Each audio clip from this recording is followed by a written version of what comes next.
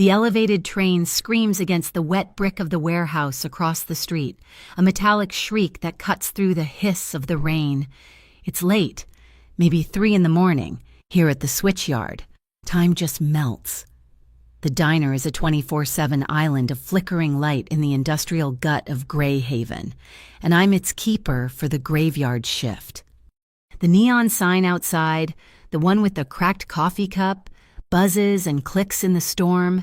Fzz-bizz, fzz-bizz. It's like a tired heartbeat, barely hanging on. I know the feeling. My name is Noelle Hart. I'm 26, but tonight I feel about 90.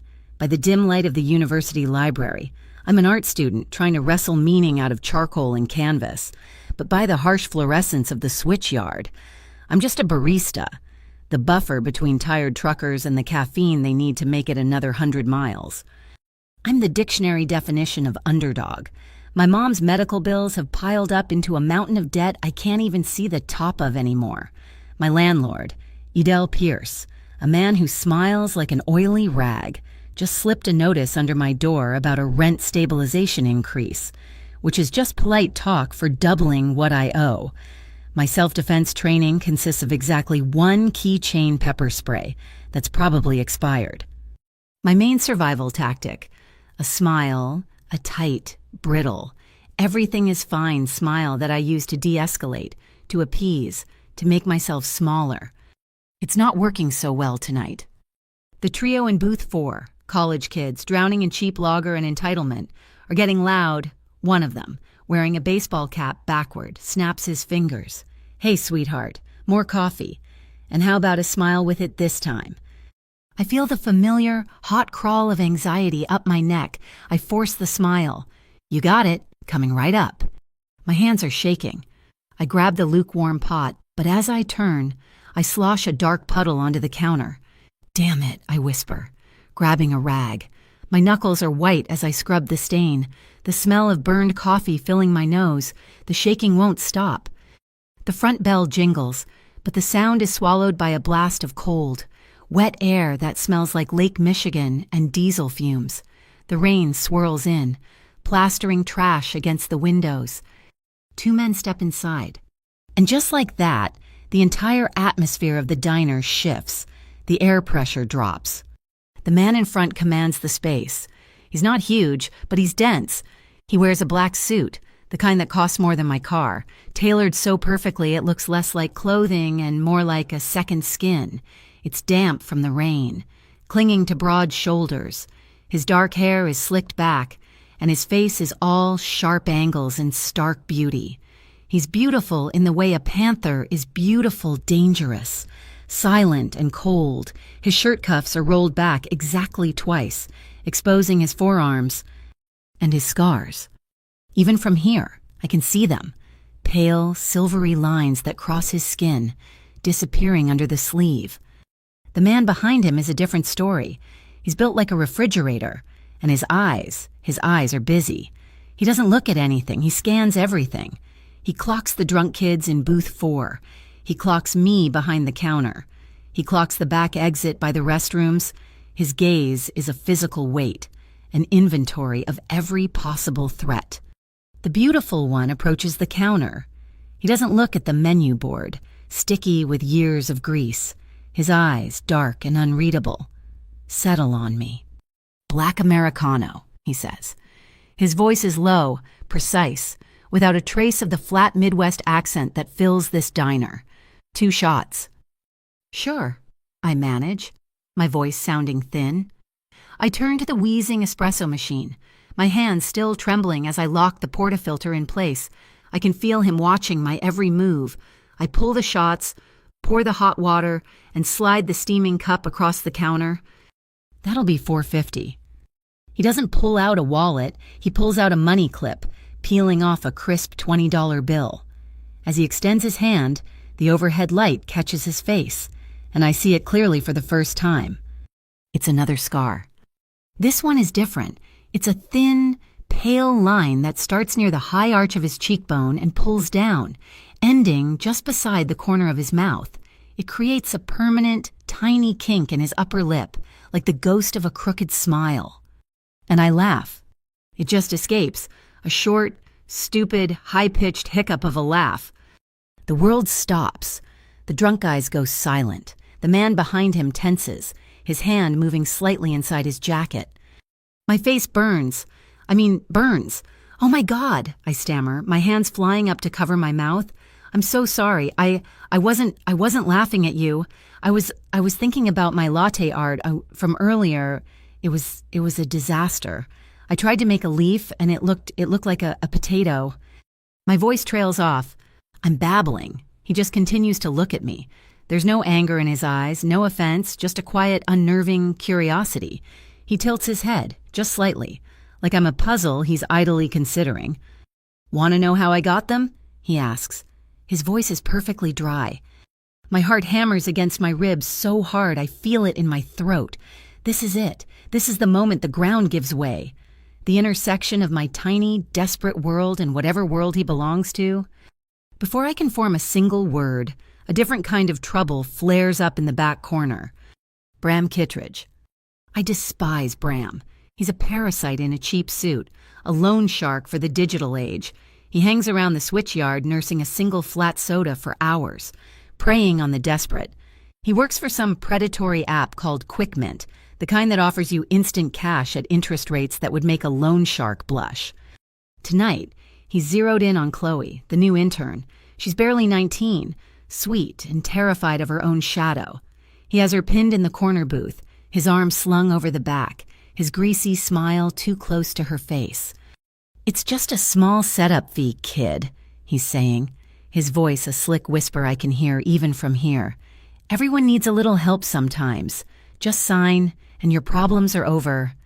Chloe is shaking her head, her eyes wide and glassy, clutching her apron. I can't. I just need to get back to work." "Come on, don't be like that." My stomach twists. The customer is always right except when he's a predator. She needs help, but I'm terrified of Bram. I'm terrified of everyone. I look back at the man at the counter, helpless. His gaze shifts from me to the back booth. He watches Bram lean in closer to Chloe. He doesn't sigh. He doesn't scowl. His expression doesn't change at all. He slowly sets his paper cup down on the counter. Then he gives a single, almost imperceptible nod to the mountain of a man behind him, Rourke. Rourke takes 2 deliberate, silent steps toward booth 4. He doesn't say a word. He just stands there, looking down at the 3 drunk college kids. The kid in the baseball cap looks up, his boozy smirk fading. He sees Rourke. His face goes pale. You know what, guys," he says, his voice suddenly sober. "I'm tired. Let's bounce." He fumbles with his wallet, throwing a crumpled $10 bill on the table. In less than 5 seconds, all 3 of them are scrambling out of the booth, grabbing their coats and practically falling over each other to get out the door. Rourke hasn't moved. He hasn't even looked at Bram. But Bram felt it. He felt the air change. He looks up from Chloe, annoyance on his face, and sees the man in the black suit, Ricardo, watching him. Bram's sleazy confidence evaporates. He visibly pales. He looks from Ricardo to Rourke and back. He clears his throat, abruptly sliding out of the booth. I gotta make a call," he mumbles, not looking at Chloe, and scurries toward the men's room, his shoulders hunched. Chloe wastes no time. She bolts from the booth and disappears into the kitchen, her breath coming in short sobs. I'm breathless. My jaw is open. That man Ricardo, he didn't raise his voice. He didn't threaten anyone. He didn't even speak to them. He just was... His presence was a weapon. I'm an art student. I understand shadow and light, presence and absence. This man was all presence. He was an apex predator, and the jackals in the room had recognized him on instinct. Power isn't loud. I realize. Power is the silence that falls when you enter a room. He turns his attention back to me. He pushes the $20 bill across the counter. Keep it. He reaches into the inner pocket of his suit jacket and pulls out a card. It's not paper. It's a heavy, brushed black metal. It's engraved with a single stylized letter V and a phone number. V Syndicate. My blood runs cold. I've heard the name. Everyone in Greyhaven has whispers. Rumors of a shadow organization that runs half the city.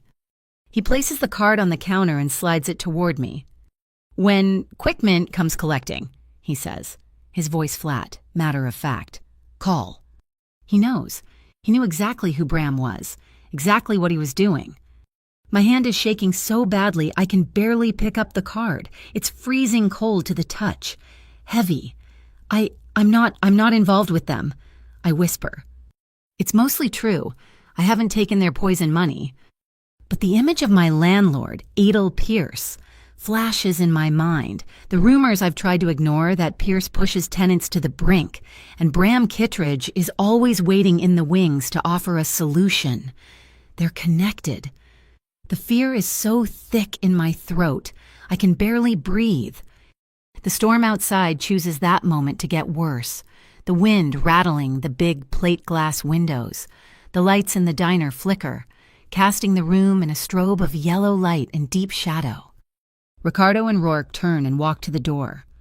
At the threshold, Ricardo stops. He looks back over his shoulder, his face half in shadow.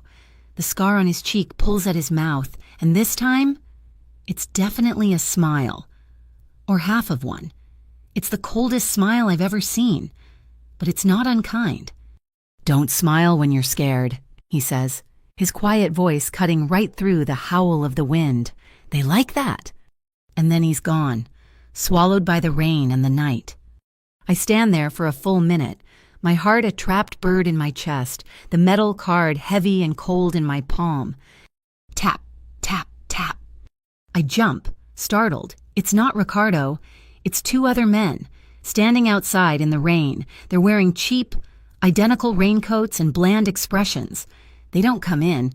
One of them just bends down and slides a damp, folded flyer through the mail slot in the door. I hesitate, then walk over and pick it up. The paper is already warping. "Urban Integrity Chamber," the header reads in an ugly block font. "The UIC, some new city task force. It's covered in clip art graphics of piggy banks and sad-looking people. Warning about predatory lenders and corrupt landlords. It's supposed to be helpful, I guess. It just feels like another layer of complication, another group of people in suits who won't be there at 3 a.m. I look up from the flyer, through the rain-streaked glass.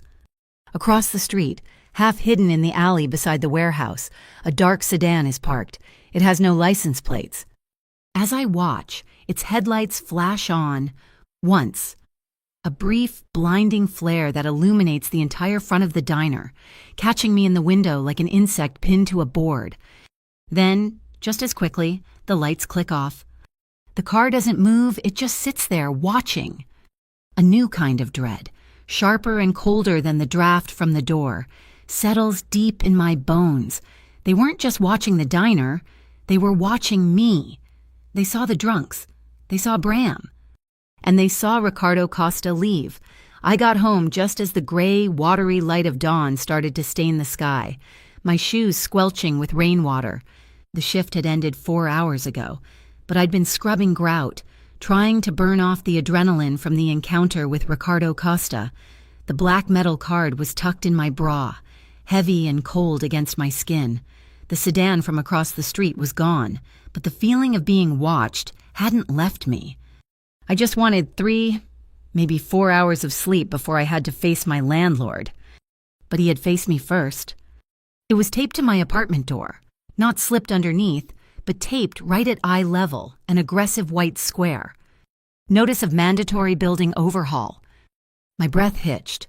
I ripped the paper from the door, my fingers fumbling with the keys, inside my tiny apartment. I read the words under the single, dim kitchen light. The legal jargon was thick, designed to be confusing: structural integrity, immediate remediation. Then, the clear part. The part meant to hit like a punch. All tenants must vacate the premises within 14 days. 14 days. I scanned the page, my eyes frantic. What about my deposit security deposits will be temporarily held pending assessment of temporarily held? I knew what that meant. It was gone. Adel Pierce was not just evicting us, he was robbing us on the way out. He was stealing my $2,000 deposit and he was doing it with a smile in a legal form. Panic, cold and sharp, seized my chest. I couldn't breathe. 14 days. I spent the morning in a different kind of hell. Not the high-strung, caffeinated hell of the switchyard, but the quiet, fluorescent hell of bureaucracy. I went to the Veritas Civic Council, the nonprofit legal aid office whose flyer I'd kept. The office smelled like damp files and instant coffee.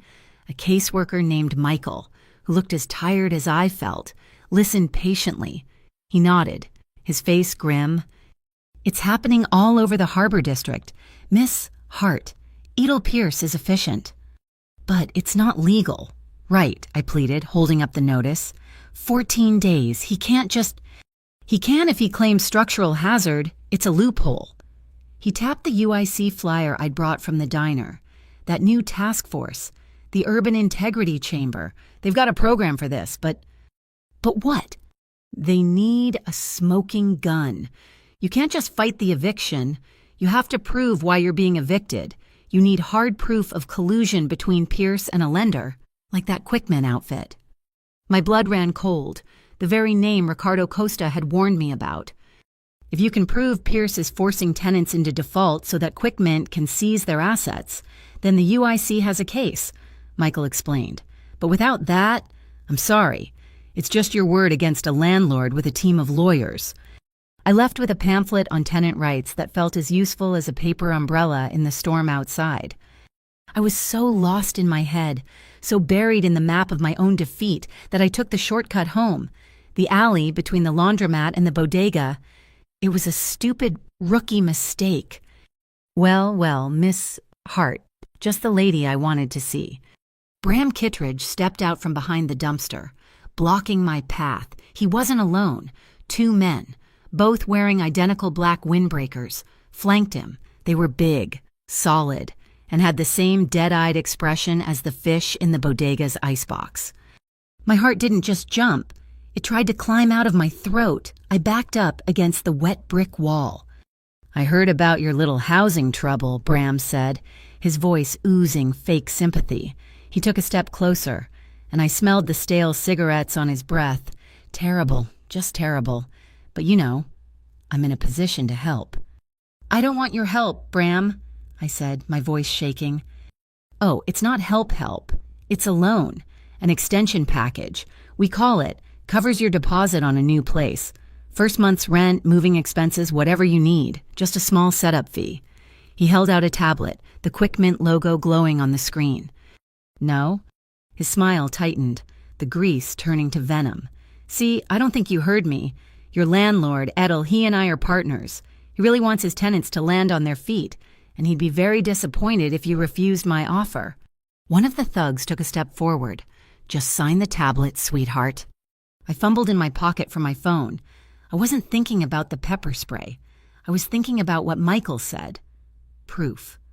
I'm recording this," I lied, holding my phone up with a trembling hand, trying to hit the video icon. Bram laughed, a short, ugly bark. "You think anyone cares?" The second thug swiped at my phone, but I yanked it back. The first one grabbed my wrist. His grip was like iron. "You're making this difficult." "Let her go." The voice wasn't loud, but it cut through the alley like a razor. Bram and his goons froze. Rourke Quinn, Ricardo Costa's mountain of a man, was standing at the mouth of the alley. He hadn't been there a second ago. He moved with an impossible, terrifying silence. He jerked his head toward the street. "A cab is waiting. Get in. Now." He didn't mean Bram. He meant me. Bram's man still had my wrist. I was paralyzed. Rourke took one slow, deliberate step into the alley. He didn't look at the thugs. He looked right at Bram, his eyes flat and devoid of any emotion at all. "Costa," he said. Just that, one word. It was like he'd pulled a gun. Bram went pale, a sickly, grayish color. He practically jumped backward.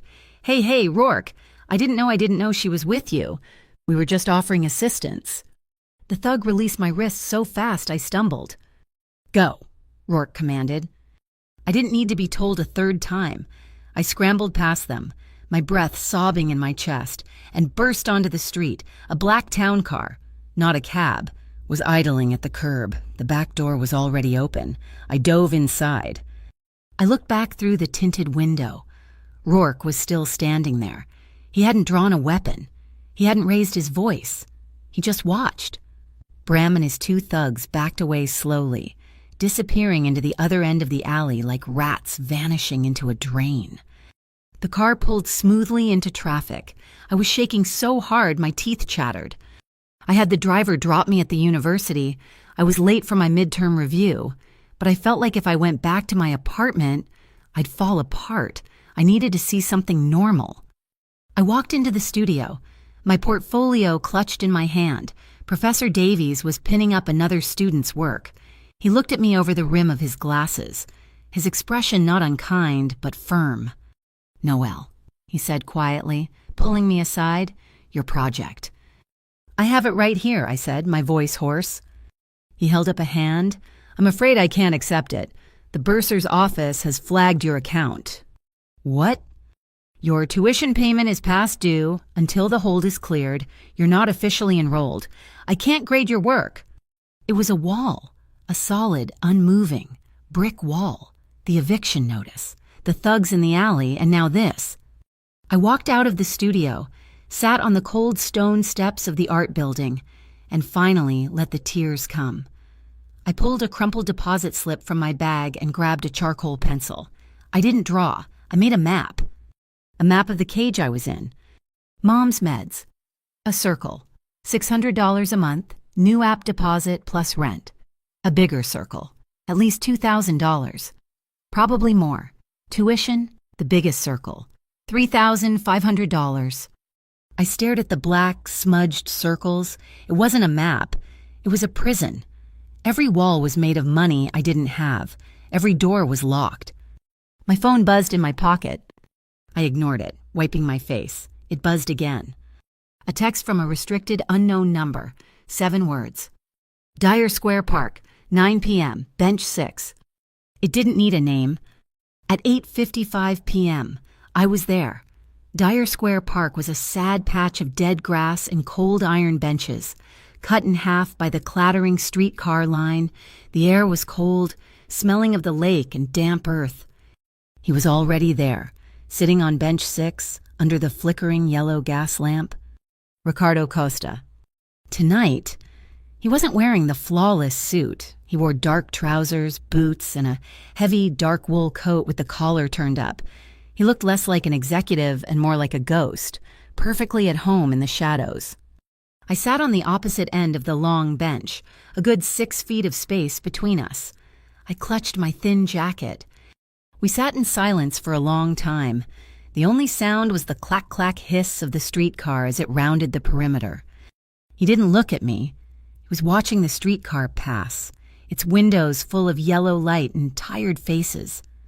"The first one I ever earned," he said, his voice quiet, almost lost in the night air. I looked at him, and he was touching a scar I hadn't seen in the diner. It was a thin, white line just under his jaw, disappearing into the high collar of his coat. "I was 19, he said. It was the price of trusting the wrong person. He didn't give details. He didn't need to. He was telling me, in his own guarded way, that he wasn't invincible, that he knew what it was like to be young, trusting, and wrong. "They're squeezing me," I whispered, the words tumbling out. "My landlord, Adel Pierce, he's evicting everyone. 14 days, and Bram Kittredge, he cornered me today. He knew about the eviction." "They don't just want your rent, Noelle," Ricardo said, finally turning to look at me. His eyes were dark in the lamplight. "They want the building. They want the whole block." He pulled out a tablet. It was thin, sleek, and looked incredibly durable.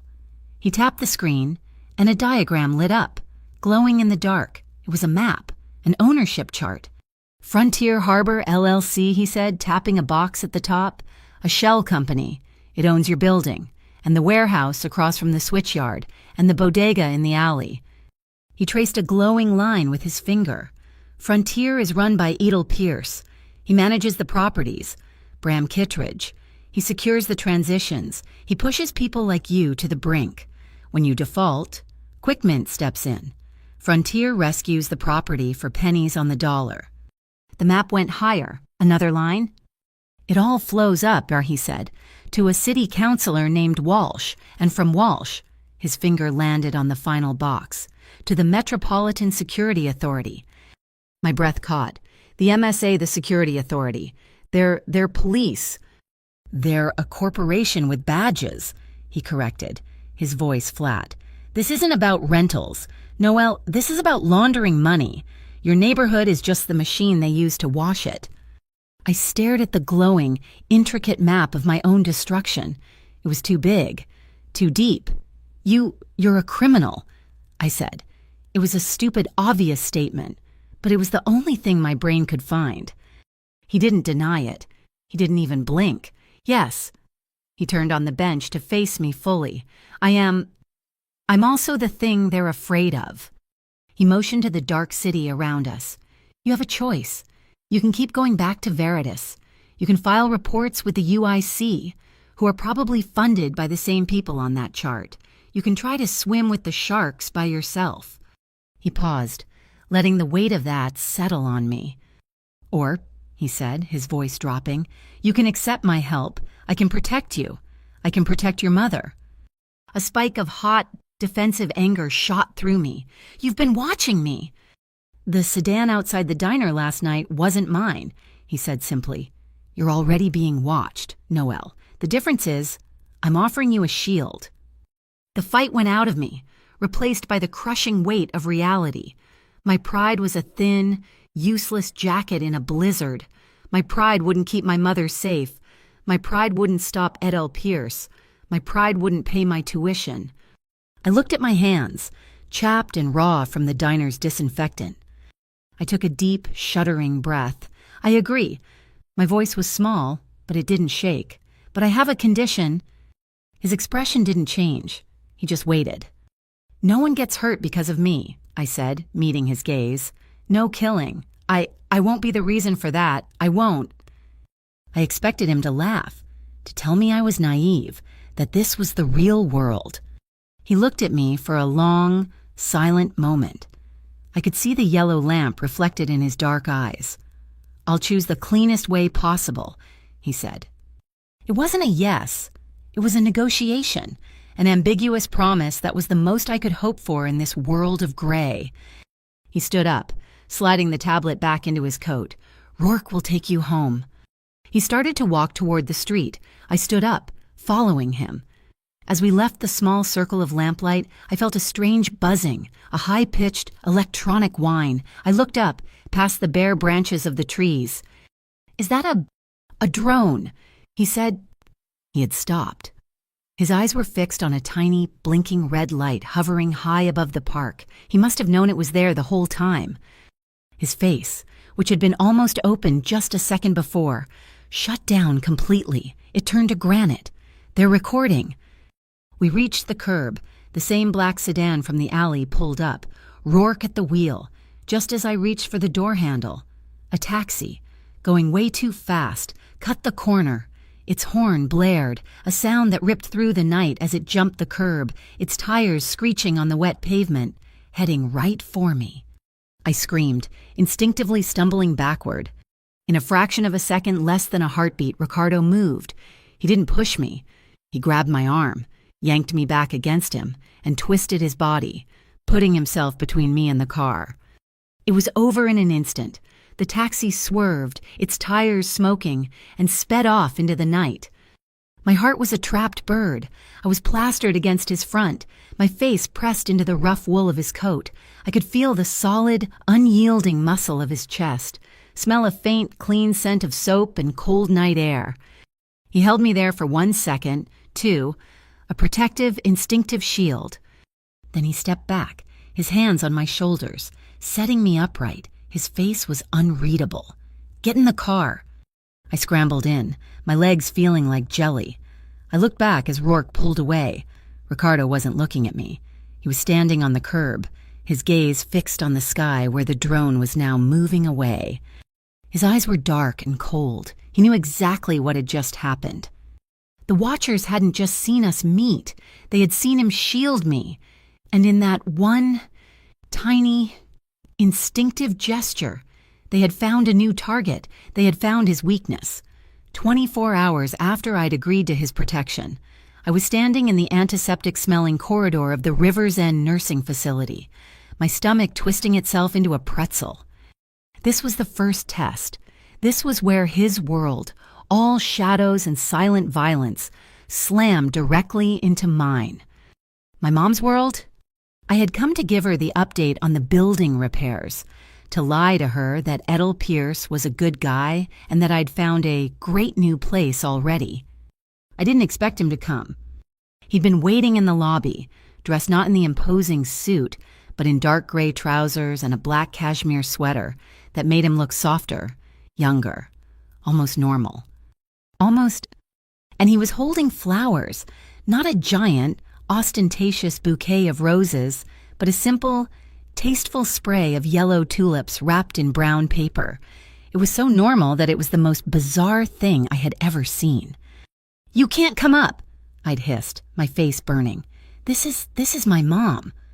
"She's the first person they'd look for," Ricardo said, his voice quiet, unbothered by my panic. "To get to you, I need to see the layout." He said it like he was scoping out a warehouse, not a place where old people played bingo. "Please," I begged, "just don't be you." He'd almost smiled, that ghost of a scar smile. "I'll be on my best behavior." And he was a perfect gentleman. It was terrifying.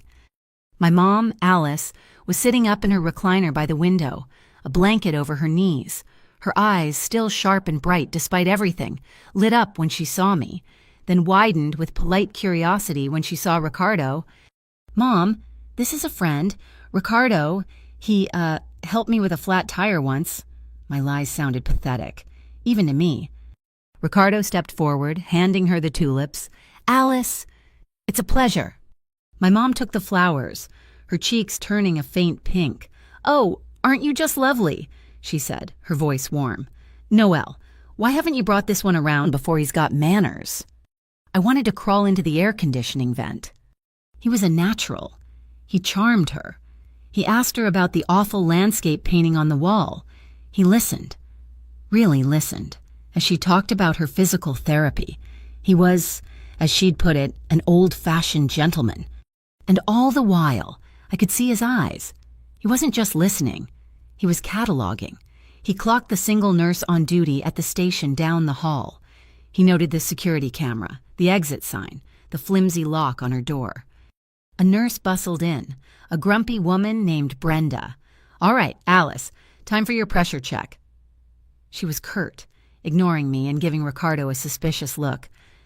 I felt my face heat up and my lips pulled back into that familiar, brittle smile, the "don't mind me, I'm no trouble" smile. "Hi, Brenda. We'll just be a second." "I'm on a schedule," she snapped. Ricardo, who had been standing by the window, moved. He didn't say anything to her. He just turned his attention on her, the full, quiet, 100% focus of it. Brenda's words died in her throat. She fidgeted with her clipboard. I can come back in 5 minutes." She hurried out, closing the door softly. My smile faded, replaced by a wave of nausea. "She's usually nicer," I mumbled, moving to straighten my mom's blanket. "Don't do that." His voice was quiet, for me alone. I looked up. He was watching me, his gaze intense. "Don't use your smile to pay for your safety," he said. "It's a currency you can't afford. It shows them exactly where to press." The words landed like stones. He saw it. He saw the stupid, pathetic mechanism I'd been using to survive my whole life, and he'd just dismantled it in a single sentence. I suddenly felt seen and naked and angry. I said goodbye to my mom, promising to be back tomorrow. She beamed at Ricardo. "You come back, too, young man." "I will," he promised. And I knew, with a chill, that he meant it. The ride down in the elevator was silent, but as we stepped out into the damp parking garage, into the back of a black armored SUV that was probably worth more than my mom's entire medical debt, I was vibrating with a new, strange energy. Rourke was at the wheel. He'd been parked in a service bay, watching the entrance. He nodded at me, then handed me something over the seat. It was a small, black pendant, about the size of a quarter, on a simple leather cord. "What's this? Personal alert device," Rourke said, his eyes on the mirrors as he pulled out. "GPS-enabled, audio feed on a secure channel. You press the center. We are there in 3 minutes. You press it twice. It means lethal threat, and we come in loud." I stared at it. It was heavy, made of the same cold metal as his business card. This was no gift. This was a leash. It was a promise. It was the physical weight of the choice I'd made in the park. I hesitated, then slowly fastened it around my neck. Tucking it under my shirt, it felt heavy against my skin. Ricardo was sitting beside me, a solid, unmoving presence in the dark. As the SUV moved through the city, I watched his hands. He was respectful. When we'd gotten in, he'd held the door, but he hadn't touched me. He'd let me settle before he got in his own side. When my jacket had slipped from the seat, he'd picked it up and offered it, his fingers brushing mine for only a fraction of a second. He always left 3 inches of space between us on the seat. He never crowded me. And every time I flinched at a loud noise, he'd stop what he was doing and just wait, letting me recenter myself before he spoke. He was asking permission. With his body, with his stillness, he was letting me set the perimeter. And because he was, the wall of panic I'd built around myself began to lower, brick by uncertain brick. The SUV stopped at a red light. My phone, silent until now, buzzed and buzzed again and again, a storm of notifications. I pulled it out. Spam. Texts from numbers I didn't recognize. Dirty money seen with V Syndicate, hope it was worth it. Mob girl. My stomach turned to ice. What is this? Then a link came through, from a number blocked as private. My thumb, shaking, clicked it. It was a video. Grainy, shaky footage, like it was filmed from across the street. It was me, at the switchyard, laughing at Ricardo's scar. It was edited, cut to look like I was laughing with him, flirting. Then it cut to dark.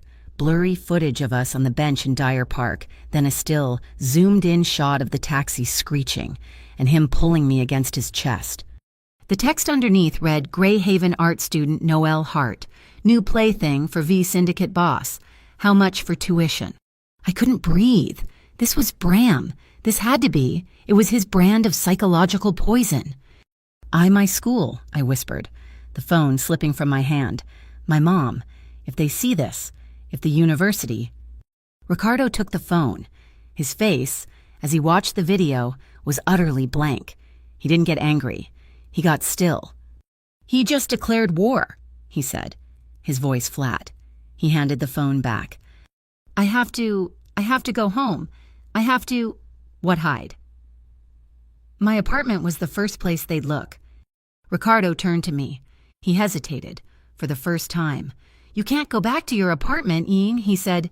It's not secure. The drone footage, they know where you are. And now, so does Bram. Where am I supposed to go? I cried, the tears finally coming, hot and frustrated. A shelter they'll find me. Adel will. I have a place, he said, still hesitant. It's temporary. It's safe. It's mine. I looked at him, my heart hammering. Where? The Lantern Hotel? The Lantern. It was a 5-star hotel in the heart of downtown, a massive, historic building that Ricardo's company had restored. It was his flagship legitimate business, his fortress of glass and steel.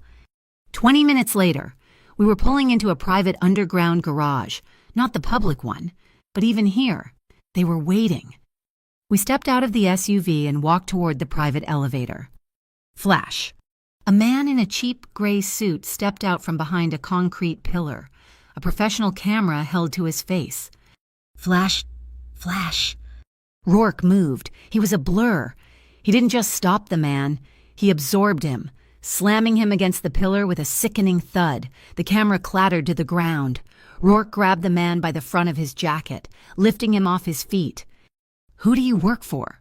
Rourke's voice was a low growl I'd never heard before. Press, the man wheezed, his face turning purple. You're not press. Ricardo said, his voice deadly calm. He picked up the camera, looked at the press badge hanging around the man's neck.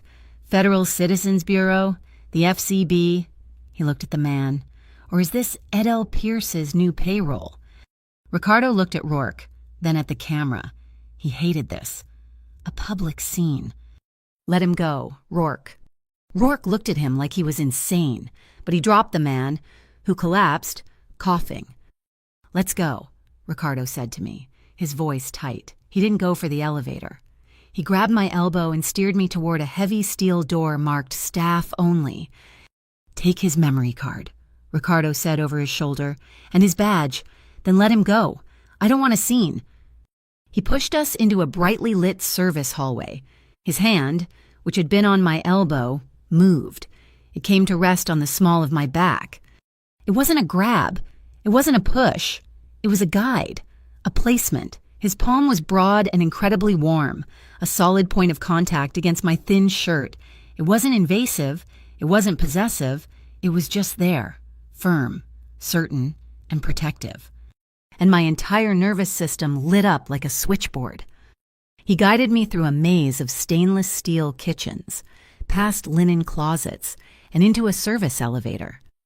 The doors slid shut, encasing us in a small, wood-paneled box with dim, golden light. The elevator began its smooth, silent ascent. It was just us. The silence was deafening. I could smell the faint, clean scent of cedarwood and soap clinging to him. I was hyper-aware of his proximity, of the warmth still radiating from where his hand had been. I was standing rigid, my arms crossed, probably trying to force that stupid, shaky smile onto my face again. He was watching me. Still smiling, he asked, his voice low. I looked at him. At the man who had just dismantled a federal agent or a corporate thug in his parking garage. The man who had a car bomb scar. The man who was my only shield. The words came out before I could stop them, small and breathless, but true. When you're standing here, blocking the wind, I said, meeting his gaze. I don't need to. His expression flickered, the slightest softening around his eyes. He'd heard what I'd really said. I trust you. The elevator dinged, and the doors opened onto a plush, silent hallway. He led me to the last room, the penthouse suite. He swiped a black key card, and the door clicked open. He pushed the door open, revealing a room so vast and beautiful it didn't seem real. Floor-to-ceiling windows showed the entire, glittering expanse of Greyhaven, 1,000 feet below. I stepped inside, stunned. He remained in the doorway. I turned. He was just standing there, on the threshold. He was looking at me, and I could see the internal debate. He wanted to come in. He wanted to check the windows, the other rooms. He wanted to finish the job, to make sure I was secure. But he stayed in the hall.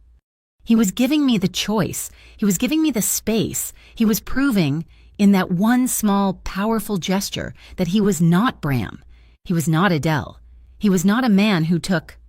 That self-control, that deliberate pause, made me feel safer than the reinforced steel door ever could.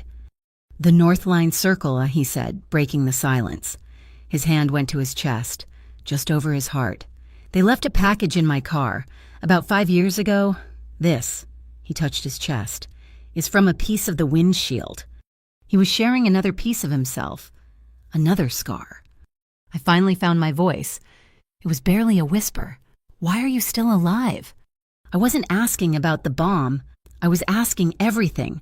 How, after all of this, after a life of this, was he still standing here, in one piece, while I was falling apart after just 2 days?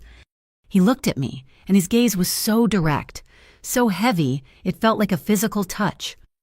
Because, he said, his voice rough, I have someone worth returning to. He didn't say my name. He didn't move, but his eyes were on me, and I knew. He held my gaze for one more heartbeat. Then he stepped back, pulling the door partially closed. Rourke will be at the end of the hall until morning, he said. No one will get to you here. Try to sleep. He pulled the door shut. I heard the soft, final click. I stood alone in the magnificent, empty room. I could still smell the faint trace of cedar wood in the air. I walked over to the door and, for the first time in my adult life, I turned a heavy, solid brass deadbolt that actually worked. I fell back onto the enormous bed, the 1,000-count sheets cool against my burning skin. I was safe. I was absolutely, completely safe. But my heart, which had been fluttering with fear for days, was now pounding with something else entirely, something new and far, far more dangerous. I was safe, but I knew I wouldn't be getting any sleep at all. I was safe, but I was not idle. Ricardo didn't protect people by wrapping them in cotton. He protected them by giving them armor. The penthouse at the Lantern had become my fortress, my art studio, and my war room. The next morning, Rourke picked me up, not in the armored SUV that screamed Mafia, but in a dented, anonymous gray sedan that blended in with the morning traffic. We drove to the Port District, to a massive stone building that smelled like old paper, dried glue, and 100 years of dust. The Greyhaven Port District Archive. They digitized everything from 1995 forward, Rourke said, his voice a low rumble in the cavernous, silent room. The only light came from green-shaded lamps on long, wooden tables. People are lazy. They never look at the hard copy. We're going to the sub-basement. We're looking for 1989. For 3 hours, we were ghosts, breathing in the dust of the city's past. We found the ledgers. They were massive, cloth-bound books so heavy I could barely lift them. Rourke pulled the property tax files for Edel Pierce's holdings. I unzipped my art bag and pulled out a pack of thick, chisel-tip markers, red, black, blue, and green. Rourke raised an eyebrow. "I can't see the connections in spreadsheets," I said, my voice sharp with focus. "My brain works in images." I taped 6 large sheets of archival paper to a damp brick wall. I drew Edel Pierce in the center, a thick, black, jagged square. I used red for the shell companies I knew, blue for the property addresses, and green for every corporate officer listed. My art, the thing I thought was a useless luxury, had just become a weapon. I wasn't drawing a portrait. I was mapping a conspiracy, connecting the dots of their greed. And then I found it. It was a line item in a 3-inch thick ledger, a capital improvement authorization for my apartment building, a full structural repair, dated 1991. "Rourke," I said, my voice hushed. He was at my side in an instant. "What?" "Look, this repair, it was authorized and paid for by the city, but it was paid to a company called Civic Forge Partners." "A shell company," Rourke said, his eyes scanning the page. "Look at the signature," I said, my finger trembling as I pointed to the approval stamp, the inspector who signed off on it. Rourke took a photo with his phone, zoomed in, and ran it through a database. His face, usually so impassive, hardened. "Well, I'll be," he whispered. "Councillor Walsh, back when he was a junior commissioner on the Greyhaven Infrastructure Committee?" "That's it," I said, the adrenaline making me feel lightheaded. "That's the link. That's the proof of collusion. They've been working together for decades." I immediately scanned the document and sent it to Michael at Veritas Legal Aid. I felt a surge of triumphant energy. I wasn't a barista. I wasn't a victim. I was a researcher. I was a fighter. My phone rang an hour later. It was Michael. The triumph vanished. His voice was tight with stress. "Noelle, this is incredible. It proves a pattern. But what?" "A 30-year-old document won't stop a summary eviction tomorrow," he said, frustration in his voice. "The judge will say it's irrelevant. We need a human witness. We need someone, today, who will sign an affidavit stating that Edel Pierce, or his agents, personally threatened them and directly steered them to Quickmint. Without that, we don't have a case." My heart sank. Everyone is terrified. "Michael, they're being threatened with eviction in 14 days. "I know," he said, "but that's the bar. We need a witness." I hung up, my mind racing. I knew one person. "Mr. Hollis, apartment 3B. He was a retired history teacher. He'd lived in that building for 40 years, long before Pierce bought it. He was proud, stubborn, and hated what was happening. I called him from Rourke's car. I explained everything, my voice low and urgent. He was silent for a long moment. I heard his clock ticking in the background. That man, Pierce, Mr. Hollis said, his reedy voice firm with conviction. He is a parasite. He's destroying our home, piece by piece. Yes, Miss Hart, I will be your witness. I will sign whatever you need. Tears of relief pricked my eyes. Mr. Hollis, thank you. Stay in your apartment. Don't open the door for anyone. I'll have the lawyer, Michael, come to you right now. I'm not afraid of that grub, he said, and hung up. I told Rourke. He just nodded, his jaw tight, and put the car in gear. That evening, I was pacing the penthouse. The high-altitude quiet was making me jumpy. Ricardo found me by the windows, staring down at the city lights. We have a witness, I told him, trying to keep the pride out of my voice. A man named Mr. Hollis. He's going to sign an affidavit. Ricardo watched me, his expression unreadable, as if he were trying to calculate a risk. Before he could speak, the suite door opened, and Rourke entered without knocking. His face was grim. He's gone. My blood turned to ice. What? Hollis, Rourke said, his voice flat. His neighbor in 3C saw it. A black sedan, no plates, pulled up 30 minutes ago. 2 men in dark suits invited Mr. Hollis to come with them. He got in. He's not picking up his phone. I looked at Ricardo, horrified. No, I told him I did this. I made him a target. Ricardo, who had been perfectly, unnervingly still, closed his eyes. He let out a breath, not in exhaustion, but in rage. It was a slow, controlled release of pressure. When he opened his eyes, the coldness was gone, replaced by a dark, dangerous fire. They put their hands on a civilian. He growled. The voice was deep, resonant, and stripped of all its polish. It was the voice of the man from the V Syndicate. He turned to Rourke. Activate logistics. Full surveillance on every MSA precinct, every ER, and every property Walsh owns. Find him. We didn't have to wait long, but the news didn't come from Ricardo's network. It came from a local news alert that popped up on my phone 2 hours later. Southridge County Hospital reports an elderly man. Arthur Hollis is in critical condition after an accidental fall down a flight of stairs at an unsecured municipal construction site. I read the words, but my brain couldn't process them. Accidental fall. The phone slipped from my hand. The room started to spin. Oh my God, I whispered, backing away until I hit the cold glass of the window. I did this. I called him. He was safe. And I fed him to them. This wasn't a game. This wasn't a diagram on a wall. A good man, a history teacher, was dying. The guilt was a physical thing, a heavy, crushing weight on my chest, collapsing my lungs. I slid down the window to the floor, wrapping my arms around my knees, choking on a sob that had no sound. I didn't hear him move. He was just there. His hand landed on my shoulder. It wasn't a pat. It wasn't a gentle rub. It was a solid, heavy, warm weight. It was an anchor. It was a statement. I am here. You are not floating away. This is not your fault, Noel, he said, his voice quiet but absolute. I called him, I wept, the tears finally breaking free, hot and shameful. I told him to fight. He was already in the fight, Ricardo said, his hand tightening just enough to let me know it was real. You just gave him a flag to carry. They hate the flag. They don't hate you. He didn't try to pull me up. He didn't offer platitudes.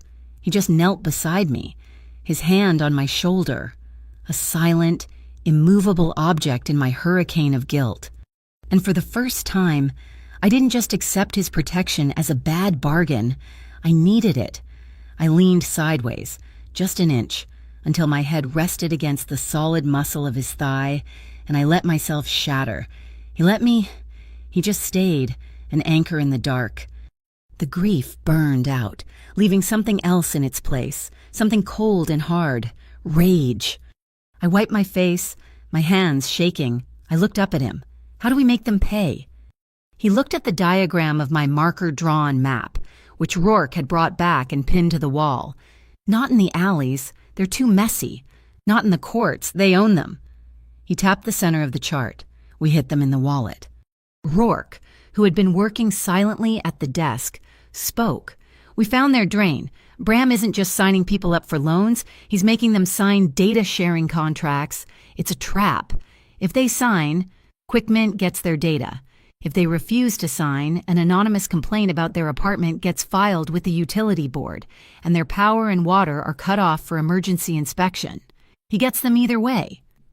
And the money, Ricardo asked. It all gets washed through here, Rourke said, turning a monitor. A new NFT marketplace. Canvas Parlor. It's a joke. They're buying digital art from themselves with QuickMint's profits and selling it to offshore accounts tied to Civic Forge. Ricardo looked at me. The heat in his eyes was back, but now it was a focused, calculating beam. You're an art student. I stood up, my legs wobbly, but my mind clear. Yes. I need you to paint, he said, digitally. Rourke needs a bait painting, something that looks plausible, something they'll want to buy. He's going to embed a tracer in the code. We're not just going to stop the laundering. We're going to expose the bot network they use to inflate the prices.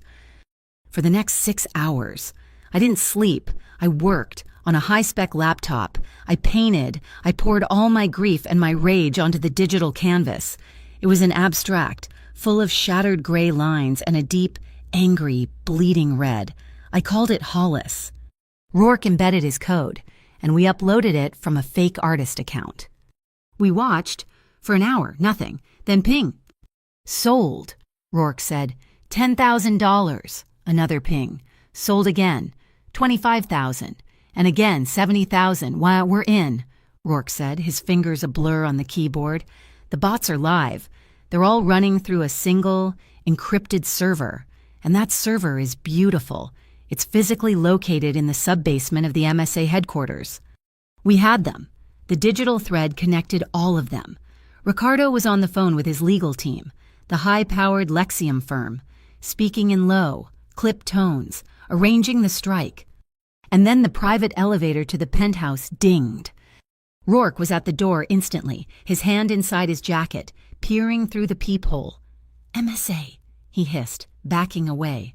6 agents and Harlan Pike. Ricardo ended his call.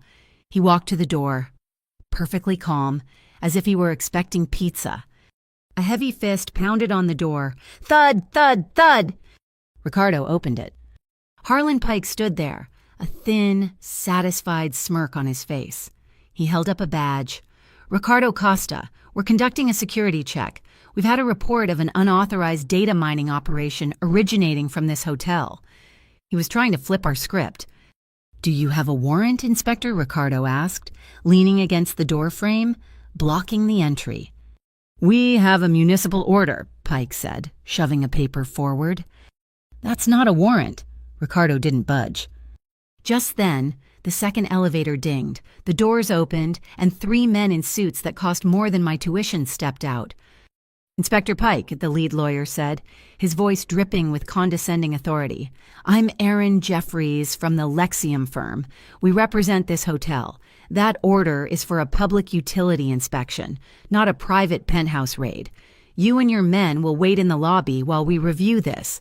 If you take one more step, we will file a multi-million-dollar lawsuit for damages and harassment against the city, the MSA, and you, Harlan, personally. Pike's smirk vanished. He was trapped. He couldn't force his way past Ricardo, and he couldn't fight Lexium. He gave Ricardo a look of pure, unadulterated hatred. This isn't over. It is for tonight, Ricardo said, and quietly closed the door in his face. He turned to me. The room was electric. They're desperate, he said. That means we're close, but they're also sloppy. They'll stop using scalpels and start using hammers. They'll come at you. Rourke's phone buzzed. He looked at the screen, and his face went white. He turned the phone to me. It was a live feed from the security camera in my old apartment's garage. My car, my beat-up 20-year-old hatchback. A figure in a dark hoodie was standing next to it. He raised a can of spray paint. In slow, deliberate red letters. He painted across my windshield. "Smile now, cry later." They had taken my home. They had hurt Mr. Hollis, and now they were defiling my past. That night, the garage under the lantern was a different kind of war zone. Pike, furious at being blocked, had leaked the hotel's location to the press.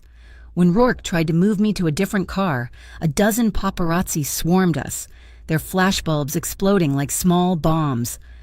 "Noelle, is it true you're Costa's new girl? Did the V Syndicate pay off your tuition? Look here, Noelle." I froze, blinded, panicked.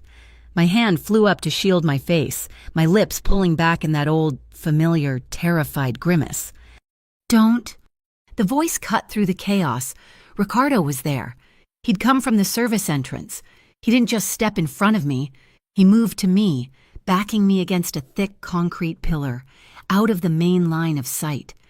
He planted his hands on the pillar on either side of my head, caging me in. His body was a solid wall, shielding me from the flashes, from the noise, from the entire world. His back was to the cameras, his face inches from mine. I could feel the heat radiating from him. I could see the pulse in his neck. His breath was cool and steady, fanning my cheek. "This is the last exit, Noelle," he whispered, his voice deadly serious. "For me alone. Look at me." I met his gaze. "They won't stop," he said. "They will come for your mother. They will ruin your reputation at your school. They will burn your old life to the ground just to see if I flinch. Are you still in—" I looked into his dark eyes. I saw the man with the scars, the man who had respected my boundaries, the man who had been an anchor when I was drowning in guilt, the man who was giving me the choice, even now. I lifted my chin. My hands, which had been pressed against the pillar, relaxed. "I can't go back," I said. My voice was low, but it didn't tremble. It was a vow. A flicker of something relief, pride passed through his eyes. He nodded. Once. He didn't move. He just looked at Rourke over his shoulder. "Get her in the car," he commanded, his voice sharp with new authority. "And pass the order. No gunfire in the city. We do this clean. I want everything on Pike, Walsh, and the MSA. I want their bank accounts, their mistresses, their offshore holdings. We are burning them to the ground." He was tying his own hands, giving up his deadliest advantage to keep his promise to me. Miles away, in a dark monitoring room, Harlan Pike wasn't looking at the paparazzi feed. He was watching the old drone footage from Dyer Park. Over and over. He zoomed in on the single, blurry frame where Ricardo had pulled me from the path of the taxi, shielding me with his own body. Pike smiled, tapping the screen. "We found it," he said to the empty room, the soft artery. The penthouse was a gilded cage. After the garage incident, the silence of the suite, 1,000 feet above the city, felt less like safety and more like a different kind of trap. The flashes from the paparazzi cameras were imprinted on the back of my eyelids. Ricardo must have seen it. He watched me pace by the windows for an hour. My hands clenched. "We're leaving," he finally said. "Leaving back to the street." My voice was sharp with panic. "No. Somewhere else." It wasn't a question. He led me back down the service elevator, not to the garage, but to a sublevel I hadn't known existed. We walked through a concrete tunnel that smelled of damp earth and ozone, emerging into a small, private garage. A single vehicle sat there, not an armored SUV, but a vintage, matte black muscle car that looked like a panther at rest. We drove for 20 minutes, away from the glittering downtown, away from the suburbs, and deep into the industrial graveyard of the old port. He pulled up to a chain-link fence topped with razor wire. Rourke was there, as if he'd materialized from the fog. He unlocked a massive padlock, and the fence slid open. We were at an abandoned shipyard. He parked in front of a massive brick warehouse, its windows either boarded up or broken. The sign, hanging by one rusted chain, read Greyhaven Maritime Logistics. It looked condemned. He led me to a small, nondescript steel door and unlocked 3 separate deadbolts. The inside was a cavern. The building was vast, cold and smelled of rust, cold lake water, and oil paint. He hit a switch, and the place wasn't plunged into industrial light. Instead, strings of warm, yellow cafe lights flickered on, draped between the massive steel support beams. He had turned this wasteland into a secret. In the center of the vast space, on a raised wooden platform, was a world I understood, an art studio. Giant canvases, some finished, some blank, leaned against the walls. There were tables covered in sketches, clay, glass-blowing tools, even a potter's wheel. This wasn't a hobby. This was a sanctuary. This was his real fortress. I was speechless. This is yours. This is where I come when the city is too loud, he said, his voice quiet. Different here. He took off his heavy wool coat and tossed it onto a chair. He was watching me, my reaction. I walked, mesmerized, toward a massive canvas.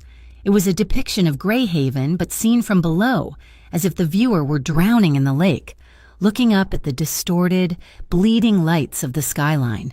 It was dark, powerful, and beautiful.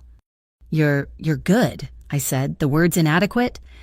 He walked over to a high stool in the center of the platform, under the warmest pool of light. He undid the buttons on his shirt cuffs and rolled his sleeves up, exposing the scars on his forearms.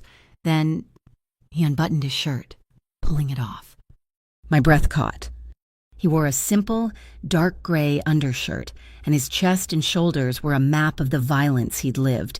The car bomb scar over his heart was puckered and angry. There were others.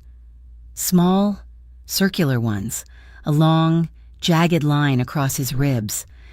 He tossed the shirt aside and sat on the stool, his hands resting on his knees. He looked vulnerable.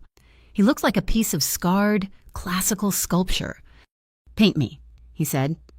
I stared at him. What? You're an artist. You see things. I want to know what you see. His gaze was steady, a challenge. Draw me. Draw the scars. Don't laugh. Don't pity me. His voice dropped, became rough. Just look.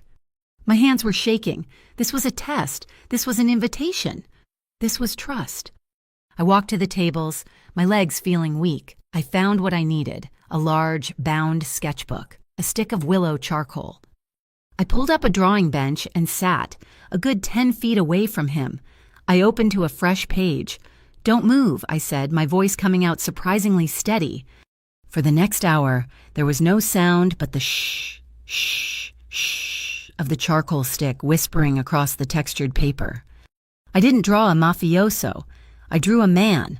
I drew the tension in his shoulders, the way one hand was clenched slightly tighter than the other.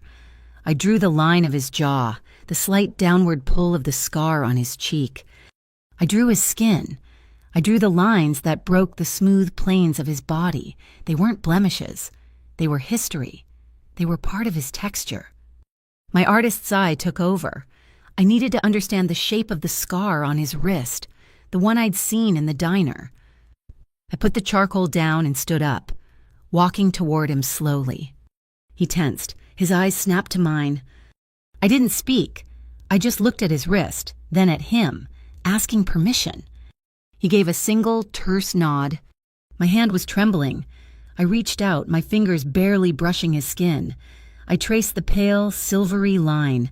It was slightly raised, the skin smooth and foreign. Under my touch, a muscle in his forearm jumped a violent, involuntary flinch, but he didn't pull away. He held perfectly still, his jaw tight, allowing me this proximity, this exploration. This vulnerability was more profound than any confession. I let my hand rest there for a second, feeling the heat of his skin. Sabina, he said, his voice quiet in the vast, empty building. I looked up. What? My back, he said. I couldn't see it from where I stood, but I knew he was referring to one I hadn't sketched yet. My sister, she was 14, a rival group, the North Line Circle. They thought they could use her to send a message. I was slow. The knife was meant for her. He was giving me one of his stories, to trade for my touch. I moved my hand from his wrist. I stepped back. I have one, I said, my voice small. Here. I pointed to a tiny white dot on my kneecap. 10 years old, my first two-wheeler, a blue Schwinn. I took a corner too fast, hit a patch of gravel, flew over the handlebars, busted my knee open. He looked from my face, down to my knee, and then back to my face. A kid from the suburbs falling off her bike, a kid from the streets taking a knife for his sister. Two entirely different worlds, colliding right here in this cold, secret room. And suddenly, we both just understood. We were survivors. Our maps were just drawn on different scales. I went back to my bench. I sketched for another 20 minutes.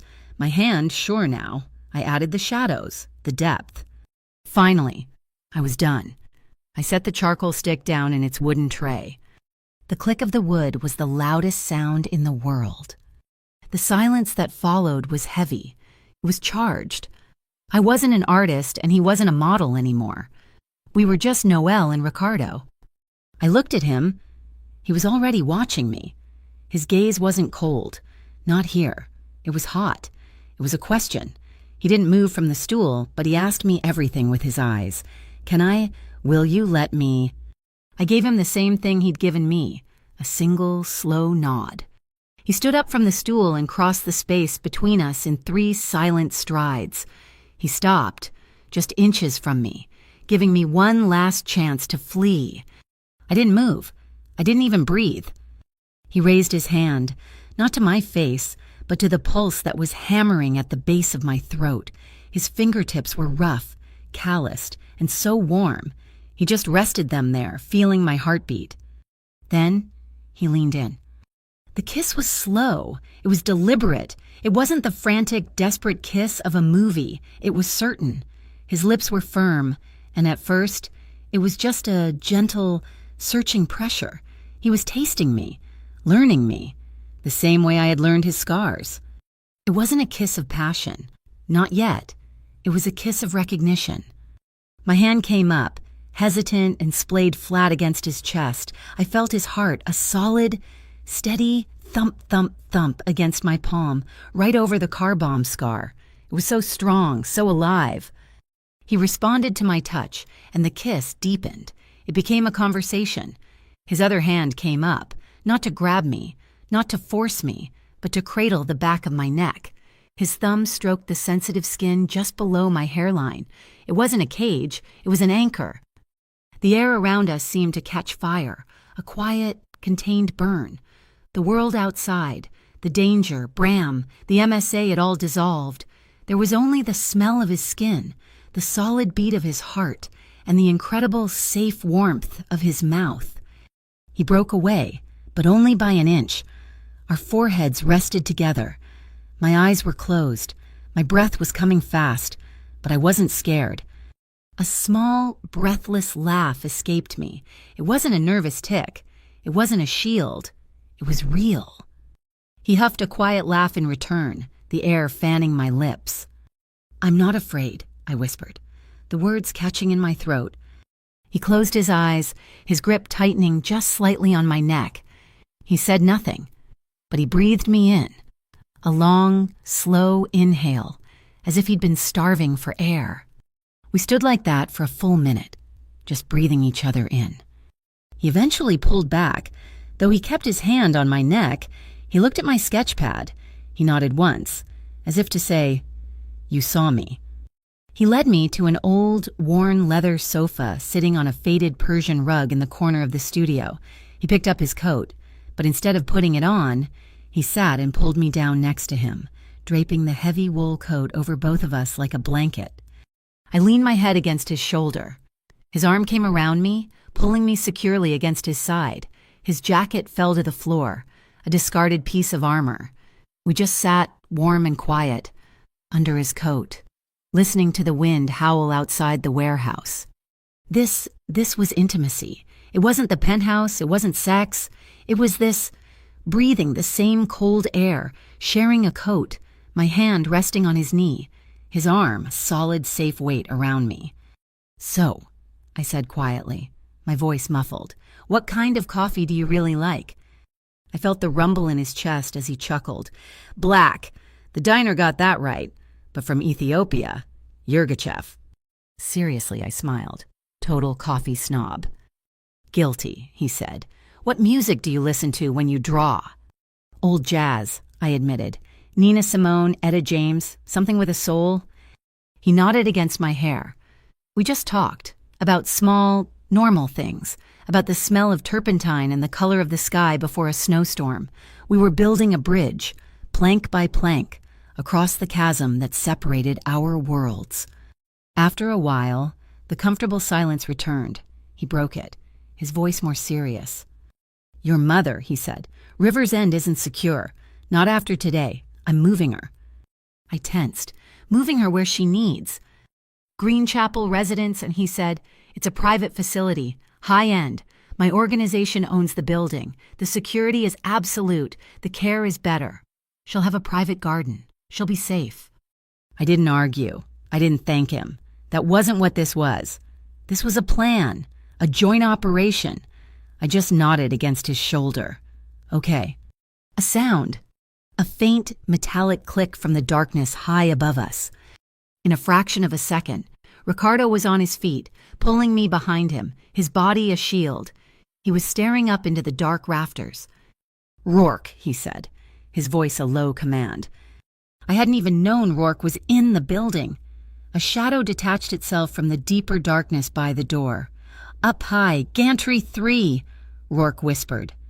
We heard the sound of running feet on the metal catwalk and then the crash of a side door being slammed open.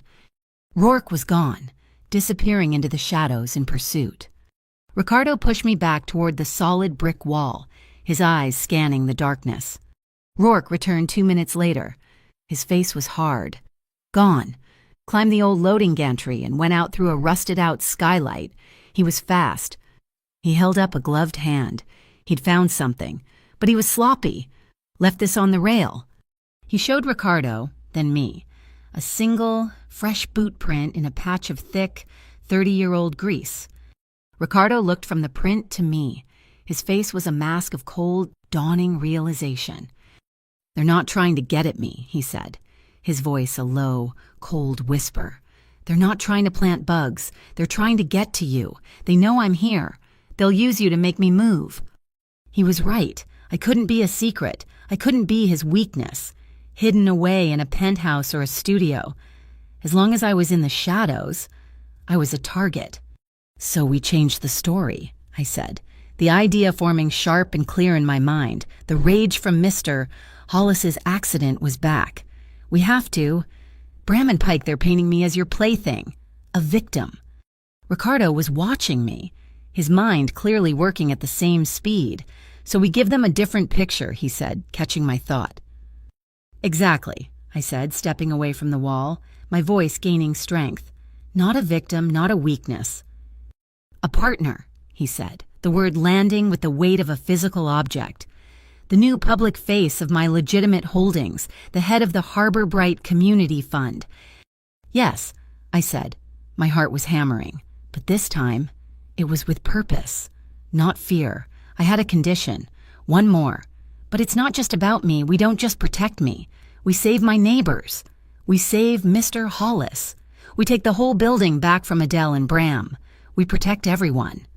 Ricardo looked at me for a long, silent moment. I wasn't the terrified barista from the switchyard anymore. I wasn't smiling to appease him. I was meeting his gaze, equal to equal. A slow, genuine smile spread across his face. It was the first one I'd ever truly seen. It reached his eyes, making the scar on his cheek soften instead of pull. All right, Noel Hart, no, he said. We saved the whole block. We didn't hide, we fought. The day after the paparazzi swarmed the garage, Ricardo filed the paperwork for the Harbor Bright Community Fund. It was our first public, economic punch. His team of Lexium lawyers drafted the contracts, and I became the public face, the former tenant, the art student, the partner in community restoration. Our strategy was simple, and it was brutal. We offered to buy the toxic debt that Bram Kittredge had forced on my neighbors. We didn't offer a lower interest rate. We offered 0%. We paid quick mint the principal, freeing the tenants, and then offered them a new, interest-free payback plan. It was a declaration of war. For every tenant we saved, Bram lost his collateral. His entire machine was built on default, and we were methodically taking away his ability to make people fail. My counterattack was at the switchyard. I used the small amount of seed money from the fund to rent the diner for a whole weekend. I called it the Scarscape exhibition. I hung my charcoal drawings, the one of Ricardo, the map of the conspiracy, the abstract I titled Hollis, on the greasy walls right next to the pie display. I sold prints for $20 apiece, and every cent went directly into the Harbor Bright Fund. It was a small, defiant act, and the independent press loved it. A few local bloggers, the Greyhaven Beacon, they all ran the story. Art student fights back against slumlord. We weren't a Mafia plaything. We were a community movement. Edel Pierce and Harlan Pike didn't wait. They fired back with the law. Adele filed a defamation and slander suit, claiming we were harassing him, that our fund was a front for organized criminal activity. He demanded the courts freeze Harbor Bright's assets. And just like that, the UIC, the Urban Integrity Chamber, announced a formal investigation into our fund. The very people who were supposed to be protecting us were now labeling us as the criminals. Pike was pulling their strings from the shadows of the MSA. We were in the penthouse. The lawsuit papers spread across the glass coffee table. "They're strangling us," I said, the frustration bitter in my throat. "They're using the system to stop us from using the system." "They're sloppy," Rourke said, not looking up from his laptop. "Pike is using the same encrypted channel to communicate with the UIC that he used with Adele." "But we can't prove it," I argued. Rourke looked at Ricardo, a ghost of a smile on his face. I'm drafting a bait email, a notice of compliance from the UIC, addressed to Civic Forge partners. It's designed to look like an internal update, but it's loaded with a tracer." He sent it. We waited for 2 hours, nothing, then a cascade of alerts. "We got him," Rourke said, his voice quiet. "Adele received it at Civic Forge. He panicked. He forwarded it directly to Bram. And Bram, the idiot, forwarded it again with his own panicked notes attached to Harlan Pike's personal email. He just created a digital chain of command," Ricardo said, a cold satisfaction in his voice. "He tied the landlord, the loan shark, and the MSA inspector together with a bow. Ricardo didn't go to the police. He didn't go to the UIC. He called the editor-in-chief of the Beacon." The next morning, the headline was explosive. MSA Inspector Counselor Walsh and Edel Pierce implicated in racketeering scheme. The data chain Rourke had captured was printed for the entire city to see. The backlash was immediate. The UIC, publicly humiliated, was forced to drop its investigation into us and announce a new, formal investigation into its own corrupt handler, Harlan Pike. We had won. We had won so decisively that I actually slept for 6 straight hours. But we had forgotten one thing: a cornered rat is the most dangerous animal.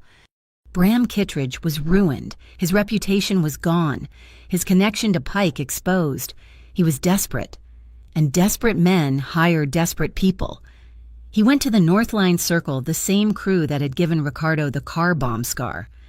The Scarscape exhibit was in its final night. The switchyard was packed. We were counting the cash in the register. People were drinking coffee. The atmosphere was electric. Then a high-pitched, piercing shriek filled the room. It wasn't a fire alarm. It was a different chemical sound. People panicked, dropping cups, shouting. I looked at Ricardo, and he wasn't looking for an attacker. He was looking at a small, gray box he'd had Rourke install above the door 2 days earlier, an industrial gas sensor. "Oh, everyone out!" Ricardo roared, his voice cutting through the panic. "Now back door and front!" He didn't grab me. He grabbed the elderly woman nearest to him, Mrs. Petrov, and shoved her toward Rourke, who was already holding the front door open. "Move, move, move." I helped Chloe, the intern, pull people out the back. We got everyone onto the street just as the first smell hit me. Rotten eggs. Acrid, thick, natural gas. Someone had tried to stage a gas leak accident.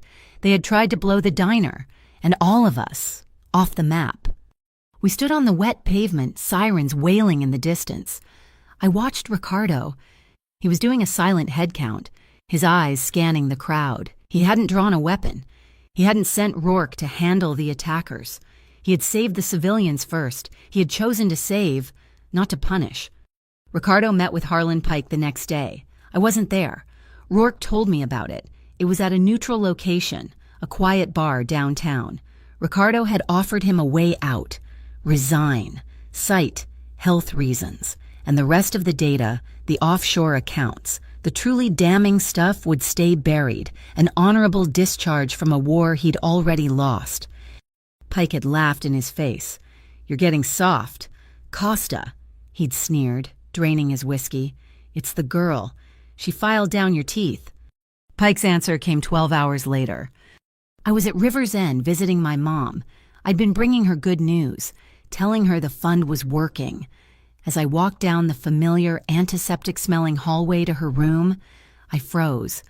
There, on the brick wall right outside her door, scribbled in thick, white chalk, the kind kids use for hopscotch, was one word. Smile. My blood didn't just run cold, it stopped.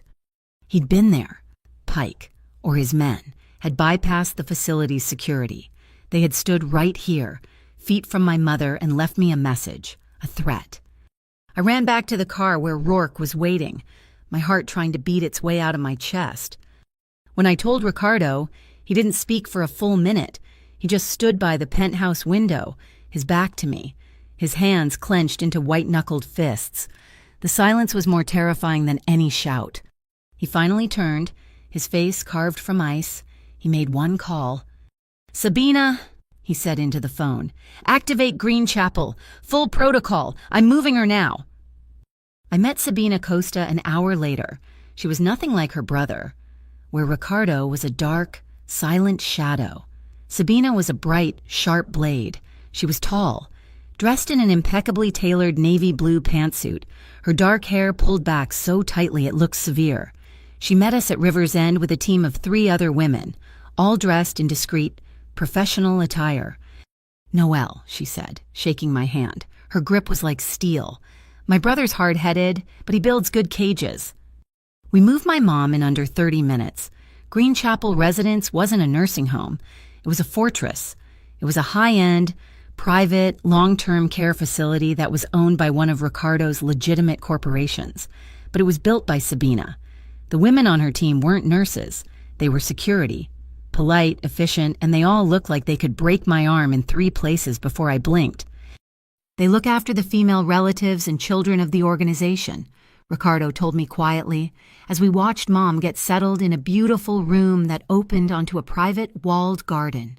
"Sabina's rule, women and children are protected by women." The threat against my mom only made us double down. The final push was a street fair. Right on the block our old building was on. We set up tables, gave away free coffee from the switchyard, and had lawyers from Veritas on site to sign people up for the fund. I was the main event. I had to get on a small, rickety stage and speak. My hands were shaking.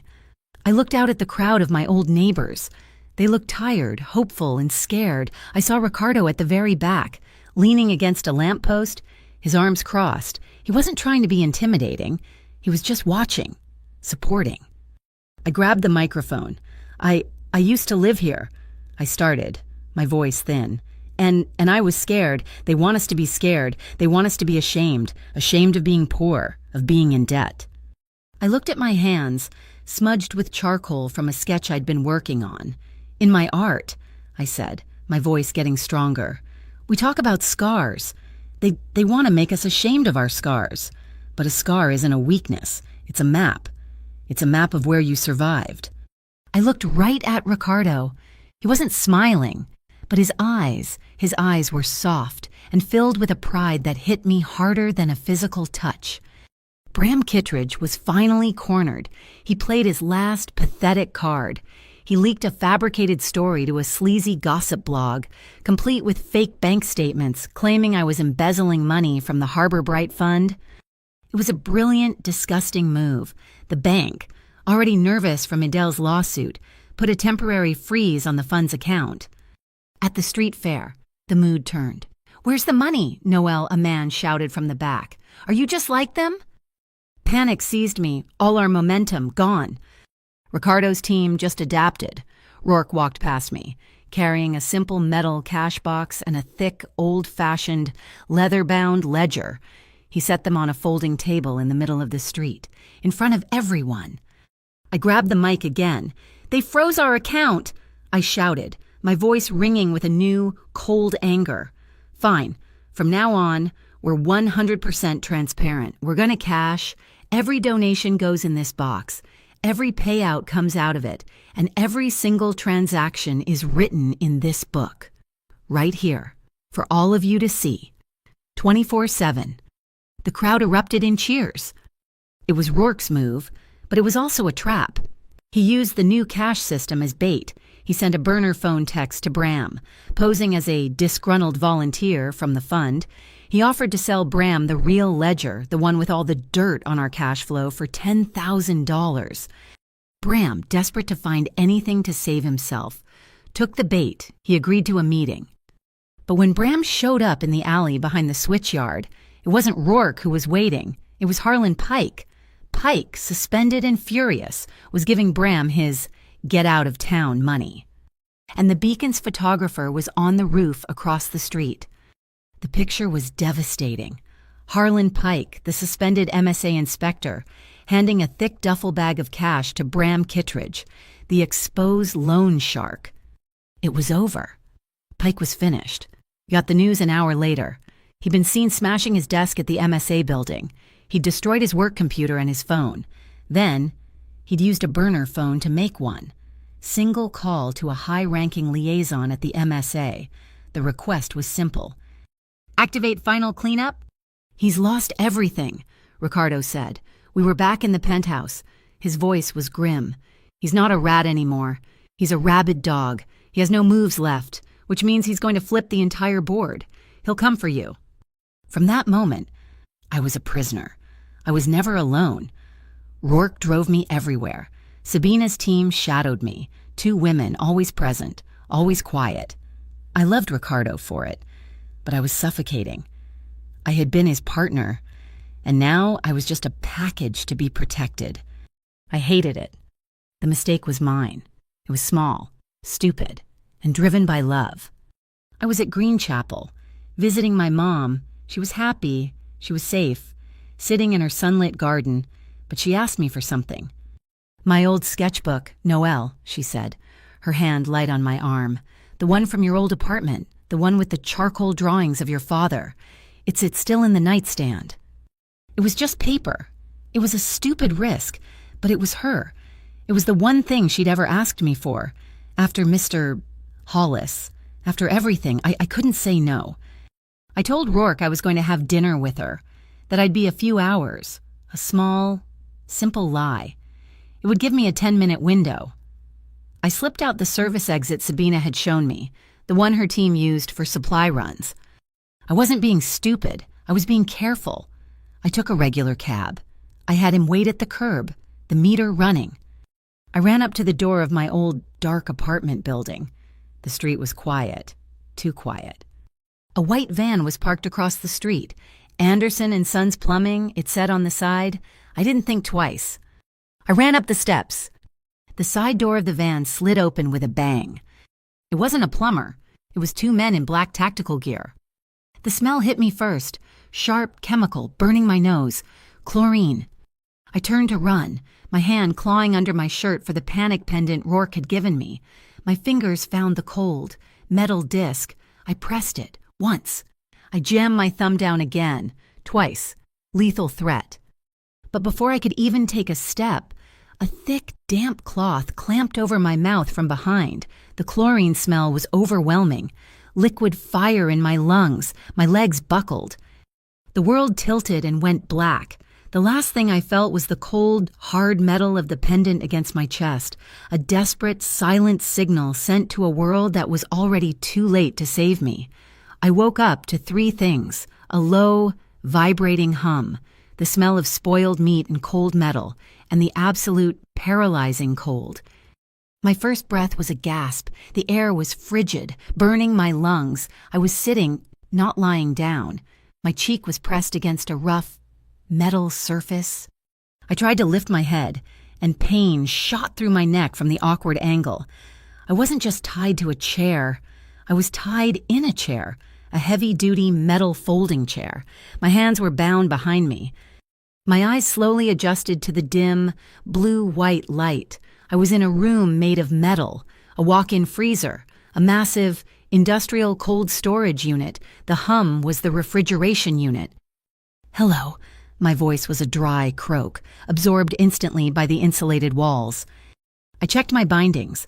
Not rope. They were thick, plastic zip ties pulled tight around my wrists, but my wrists themselves were wrapped in something soft, like neoprene. A professional job. They hadn't wanted to leave marks. They hadn't wanted to hurt me. They just wanted the bait to be in perfect condition. My heart hammered. A painful, frantic beat against the cold. The panic was a physical thing, a living creature in my chest trying to claw its way out. "Don't smile when you're scared. They like that." Ricardo's voice. It cut through the panic, sharp and clear, and then his other lesson, the one from the penthouse, when my world was collapsing. "Observe, don't panic." I forced my breathing to slow, the frigid air stinging. Observe. I was in the North Basin cold storage facility. I recognized the logo on the far wall, a stupid, cartoon polar bear. It was near the old shipyard Ricardo and I had. My thoughts stopped, that memory too warm for this place. Observe. The room was maybe 20 by 20. The floor was slick concrete, dark with condensation. In the center, a single circular drain. High in the far corner, a small black dome with a single, blinking red light, a camera. They were watching. I tested the zip ties again. They were locked tight. I was wearing the same clothes from my stupid, sentimental trip, jeans and a long-sleeved knit sweater. I remembered the elastic band I always wore on my wrist, tucked under the cuff. It was still there. With my fingers, clumsy and stiffening from the cold, I started to work at it. I hooked a fingernail under the band, pulling it, stretching it, trying to work it over my hand. My plan was vague, desperate, get it free. Use it to what? Saw at the plastic. No. I started trying to loop it, to hook it onto the teeth of the zip tie, to create some kind of friction, some kind of lever to make the cuff slip. It was a stupid, impossible plan, but it was something. It was a focal point. It kept the panic at bay. The heavy, insulated door in the far wall thudded open, and a rectangle of bright, normal light flooded the room. I squinted, my heart leaping. Harlan Pike stepped inside, followed by two of the men from the plumbing van. He wasn't wearing his tactical gear. He was in his usual, cheap, rumpled suit, but he wasn't wearing a coat. The cold didn't seem to bother him. He looked pleased. He was smiling, that thin, smug smile of his. "Good morning, Miss Hart," he said, his voice light, conversational. "Sorry about the accommodations. We just needed to keep you fresh." "What do you want?" I tried to make my voice strong, but it shook with cold. I don't want anything from you. You're just what's the term, the cost of entry. You're the bait. Noelle, the pretty, little, artistic lure." He stepped closer, walking a slow circle around me. "See, your new boyfriend has something I need, something his man Rourke stole from my MSA server. A very comprehensive hard drive, a list of accounts, transactions, very boring stuff. But it's mine, and he's going to give it back." He had a tablet in his hand. He clicked it on, the screen glowing. "He's watching right now," he said, holding the screen up for me to see. My stomach dropped. It was a live feed of me, the camera in the corner. I was watching myself. "He got your little distress signal," Pike said, almost cheerfully. "Oh, yes, the lethal threat. Very dramatic. Rourke and Sabina are probably running around the city like chickens with their heads cut off. They've got, let's see," he checked his watch, "1 hour to deliver the drive to a drop point I've selected." "And if he doesn't," I whispered, my mouth dry. Pike's smile widened. "Don't be silly. Of course he will. He's soft now. You did that, filed his teeth down just like I said. He leaned in, his voice dropping to a conspiratorial whisper. He even made a rule. Did you know that no shooting in the city? His people are furious. He's taken away their fangs. All for you. He tapped the side of his own chin, right on a small, white, circular scar I hadn't noticed before. You know how I got this A punch? From a man I respected more than anyone. My mentor. He hit me so hard he split my chin. Because I had disrespected him. It was a lesson. It was a gift. That's power, Noelle. That's respect. I stared at him. He wasn't just a corrupt inspector. He was a zealot. He was in love with his own warped idea of strength, and he saw Ricardo's love for me as a weakness. Ricardo, he won't negotiate with you, I said, trying to buy time, trying to keep working the elastic band. Pike laughed. He's not negotiating. He's surrendering. The door opened again. My entire body went rigid. Ricardo? He stood in the doorway, framed by the light from the outside hall, and he was alone. Just as the outline had promised, he wore a simple, dark shirt, the top 2 buttons undone at the collar, and dark trousers. His hands were empty, held loosely at his sides. He wasn't wearing a jacket. He was walking into the den, for me. His eyes found me instantly. They were dark, unreadable, but they weren't cold. He scanned me, checking for injuries, and I saw a muscle in his jaw clench. Costa, glad you could make it, Pike said, practically beaming. You're early. Did you bring my property? Let her go, Harlan, Ricardo said. His voice was perfectly flat, not a plea, a command. Business first. The drive. It's on its way to the drop, Ricardo said. My man is 5 minutes out. You'll get your alert, then you let her go. I don't think so, Pike sneered. He held up his tablet, and my stomach twisted. It wasn't the live feed anymore. It was the drone footage, the grainy night vision video from Dyer Park, the taxi screeching, Ricardo yanking me back, shielding me with his body. See, I've been watching this, Pike said, his voice dreamy. Over and over. This is the moment I knew I had you, the moment the lion decided to become a house cat. He took a step toward me, and Ricardo moved, a blur of speed, planting himself between us. Don't, Ricardo said, his voice a low, lethal growl. Touch her. Or what? Pike laughed. You'll break your little rule. You'll shoot me in your city. Boss, one of the plumbers said, stepping forward. He was a big, rough-looking man in a Northline Circle jacket. We're not just letting him walk, and we're not just here for Pike's hard drive. Pike's smile faltered. What are you talking about? You got your payment. We got half, the man snarled. We want the drive. We know what that list is worth, and we want whatever else cost us paying for the girl. We'll take both. Pike looked stunned. You're betraying me. You're suspended, Harlan, the man said, pulling a long, thin knife from his belt. You've got no juice. This is just business. This was it, the chaos. While the Northline man was monologuing, while Pike was sputtering, my fingers had been working, pulling the elastic band, stretching it, looping it over the plastic latch of the zip tie. I had it. It was just enough leverage. The Northline guy lunged, not at Ricardo, but at Pike, to grab the tablet. Pike yelped and scrambled backward. The second thug moved to block Ricardo. In that single, chaotic second, I snapped the elastic band. It wasn't enough to break the tie, but it was enough to make the neoprene cuff slip over my wrist bone, giving me a precious inch of slack. It wasn't enough to get free, but it was enough to unbalance my hands. I threw my entire body weight backward, twisting as I went. The metal chair legs shrieked on the concrete floor. I slammed the back of the chair and my bound hands directly into the wall, right into the emergency panel. It was a huge red metal plate, a fire suppression switch.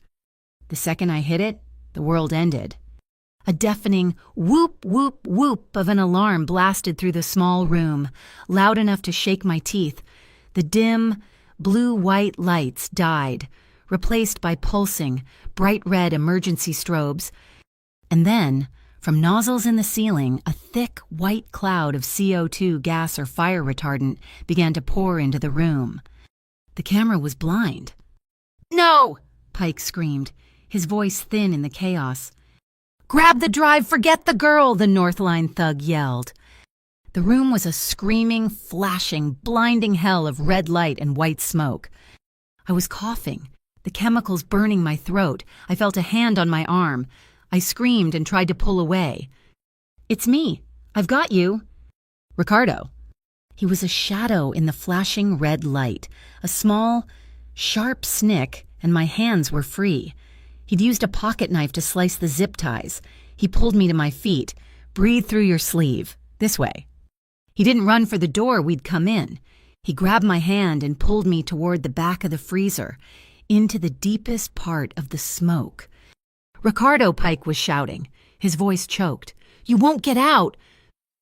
"He knows the building," I gasped, remembering. "The shipyard, the cold storage." "Old cold shipping tunnels," Ricardo confirmed, his voice tight. He found a heavy steel latch on the back wall, a service exit I hadn't seen. He threw his shoulder against it.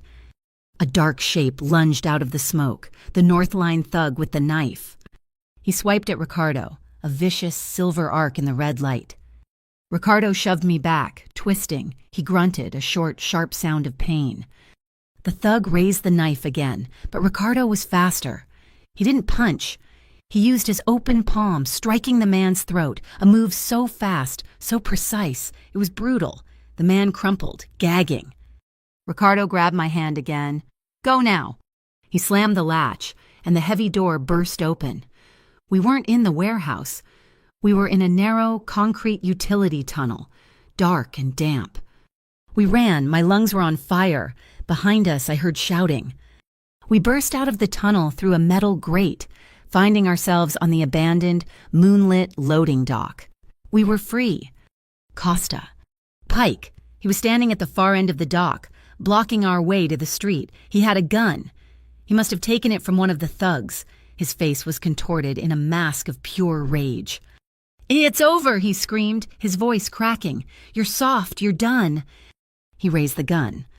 I froze. Ricardo stepped in front of me, again. A sound, not a gunshot, but a sharp, percussive thwack.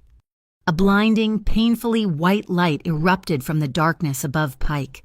It was brighter than the sun, a searing magnesium flare that turned the entire world to white. Pike screamed, dropping the gun, his hands flying to his eyes. Now, Noel. Rourke. He was on the roof above us. He hadn't fired a shot, a flashbang. He'd kept the promise. Ricardo didn't hesitate. He grabbed my arm and we ran, half falling, off the side of the loading dock, into the gravel lot below. The black sedan was there, the engine already running, the back door open. We dove in. Rourke landed on the pavement behind us as if from nowhere, and was in the driver's seat before I'd even caught my breath. The tires smoked as we tore out of the lot, leaving Pike screaming in the darkness. The car was silent, save for my harsh, gulping breaths and the squeal of the tires. I turned to Ricardo. He was slumped against the door, his head back, his eyes closed. His face was pale, beaded with sweat. "Ricardo!" His hand was pressed to his side. It was dark, too dark. "The knife," I whispered. "He got you." "It's just a cut," he grated, his teeth clenched. "Let me see." My hands were shaking. I gently pushed his hand aside. The fabric of his dark shirt was soaked. I ripped the material, my fingers clumsy. It was a V-shaped gash, clean but deep, and it was bleeding, a lot. "Rourke, he's bleeding," I yelled. "Hold pressure," Rourke said, his voice terrifyingly calm as he took a corner at 60. 5 minutes out. I balled up the sleeve of my own sweater, the one he'd told me to breathe through, and pressed it, hard, into the wound. He hissed, his whole body going rigid, but he didn't stop me. Tears, hot and angry, streamed down my face, dripping onto my hands, mixing with the dark stain spreading over his shirt. "You promised," I choked out, my voice raw. You promised nobody would get hurt. You promised me you wouldn't bleed." He opened his eyes. They were dark with pain, but they were focused entirely on me. He reached up, his hand surprisingly steady, and touched my cheek, his fingers brushing away a tear. "For you, Noelle," he whispered, his voice a hoarse rasp. "I can take it. We didn't go to a hospital." Rourke drove, with a terrifying, focused calm, into the labyrinth of the V Syndicate's territory. We ended up in the basement of a quiet, upscale tailor shop. The back wall of the fitting room was a false panel, leading into a small, sterile, brilliantly lit medical station. It was run by a quiet, older man with surgeon's hands who didn't ask a single question. I stood in the corner, shaking, still covered in soot and the chemical smell of the freezer. I watched as he had Ricardo lie on the examination table. I watched him clean the wound. I held my breath, my hand clamped over my mouth. When the needle went in, the first stitch, Ricardo's entire body went rigid. A low, sharp hiss of pain escaped his teeth. His hand, fisted at his side, was white-knuckled. I couldn't stand in the corner anymore. I walked over. His eyes were closed, his face pale and slick with a cold sweat. He was trying to ride out the pain in that dark, silent place he went to. I wouldn't let him. I reached out and took his free hand. His eyes snapped open. Startled, his hand was rough, calloused, and freezing cold. I laced my fingers through his, my grip as tight as I could make it. He didn't pull away. He just stared at me, his breathing harsh.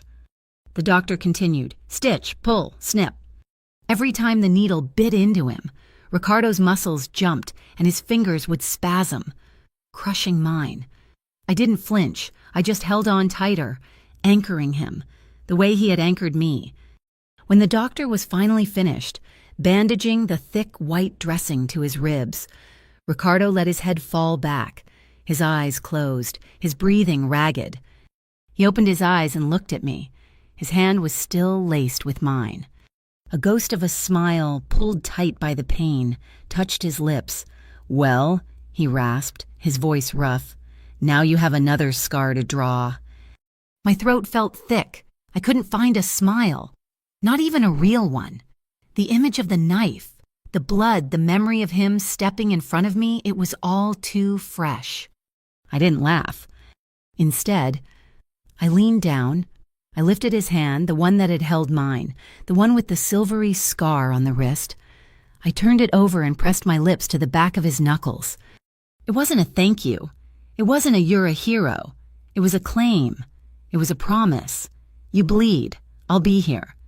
His fingers, which had been limp, tightened on mine. He just watched me. A new, raw vulnerability in his eyes that I had never seen before. The false panel opened, and Sabina stepped in. She looked from me, holding his hand, to the bloody bandages on the floor, and then to her brother's face. She was holding a heavy, black wool coat, my coat, the one from his studio. I'd left it in the car during my idiotic, failed rescue mission. She didn't give it to him. She walked over and draped it over my shoulders. I was still shivering, my sweater ruined. The coat was warm, heavy, and smelled like him, like cedarwood in safety. "He's a stubborn idiot," she said, her voice crisp, looking at her brother with a mixture of exasperation and deep affection. "He thinks he's made of iron. He's not." She looked at me. "He won't listen to me, or Rourke. He's the boss." She held my gaze, a silent, sharp communication passing between us. "But I think he'll listen to you." She was right. I wasn't the package anymore. I was the partner. I looked at Ricardo. He was pushing himself into a sitting position, wincing as the new stitches pulled. "Ricardo," I said. He stopped, looking at me. My voice was low and it didn't shake. "From now on," I said, "we're a team. No more lone wolf moves. No more decisions that affect my life, or yours, without telling me first. You don't get to just walk into a freezer, not without me knowing the plan. Not again." Sabina's eyebrow went up. Rourke, who'd been standing at the door like a statue, almost smiled. Ricardo looked at me. He saw the steel in my eyes. He saw the coat on my shoulders. He knew this was my condition, the price of what had just happened. He gave a single, slow, pained nod. "Okay, Noelle," he said. His voice was sincere. "No more secrets." The next day, the world had shifted. The Beacon had the story. Rourke, it turned out, hadn't just been on the roof. He'd been recording. He'd captured Pike's unhinged threats, the North Line betrayal, and the audio of the entire kidnapping. The headline was a city-wide earthquake, MSA's Harlan Pike implicated in kidnapping, assault, and collusion with organized crime. The public, who had been cautiously on our side, turned into a roaring wave of support. The story of Mr. Hollis, the attempted gas attack at the switchyard, my kidnapping, it all painted a picture so vile that the city couldn't ignore it. The fallout was beautiful and swift. Edel Pierce didn't even pack. He vanished. His assets were frozen as part of the wider investigation. Bram Kittredge, cut loose by everyone, held a desperate public auction of his assets to pay his legal fees before he, too, disappeared. And the FCB, the Federal Citizens Bureau, the same agency whose agent had photographed me in the garage, publicly announced an internal investigation into their own compromised relationship with the MSA. The system, faced with irrefutable proof, had begun to eat its own tail. We won. We were at Greenchapel. Not my mother's old room, but the new one. The one he had promised. It was beautiful. A suite of rooms, really. And one entire wall was a floor-to-ceiling window overlooking a private, walled glass garden. The sunlight streamed in, golden and warm. My mom was sitting in a comfortable chair, a blanket on her lap, watching the butterflies on the flowers. Ricardo was standing, a little stiffly, by the door. He'd come with me. My mom looked at him, her eyes clear and bright. "You know," she said, her voice soft, "when Noelle was a little girl, she'd find stray birds, ones with broken wings. She promised them she'd fix them. She always tried so hard." She smiled at Ricardo, a warm, genuine smile. "She's always been drawn to broken things." She shifted her gaze to me. "But you, young man, you're the first one I've seen who keeps his promises." Ricardo just nodded, his throat working. "I'll keep her safe, Alice." "I know," she said. "Now, go. You two look tired." Later that night, Ricardo found me in the penthouse. I was sketching. Not the Hollis abstract, but just drawing the city lights. "You should leave Greyhaven," he said quietly from behind me. I stopped. My charcoal pencil froze on the page. "Just for a little while," he said, his voice laced with an exhaustion I'd never heard before. "Go to Paris, Rome, I don't care. Go to art school. Be safe.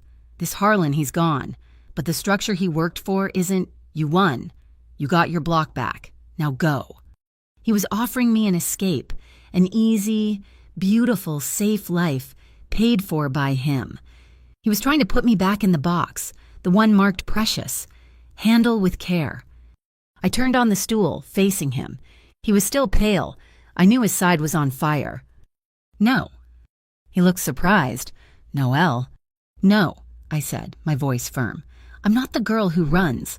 Not anymore. I'm not the girl who hides. And I'm not the girl who smiles because she's scared." I stood up. "My life is here. My mother is here. My studio is here." I looked at him. "You are here. I'm not running. I want to win. Ricardo, right here in our home."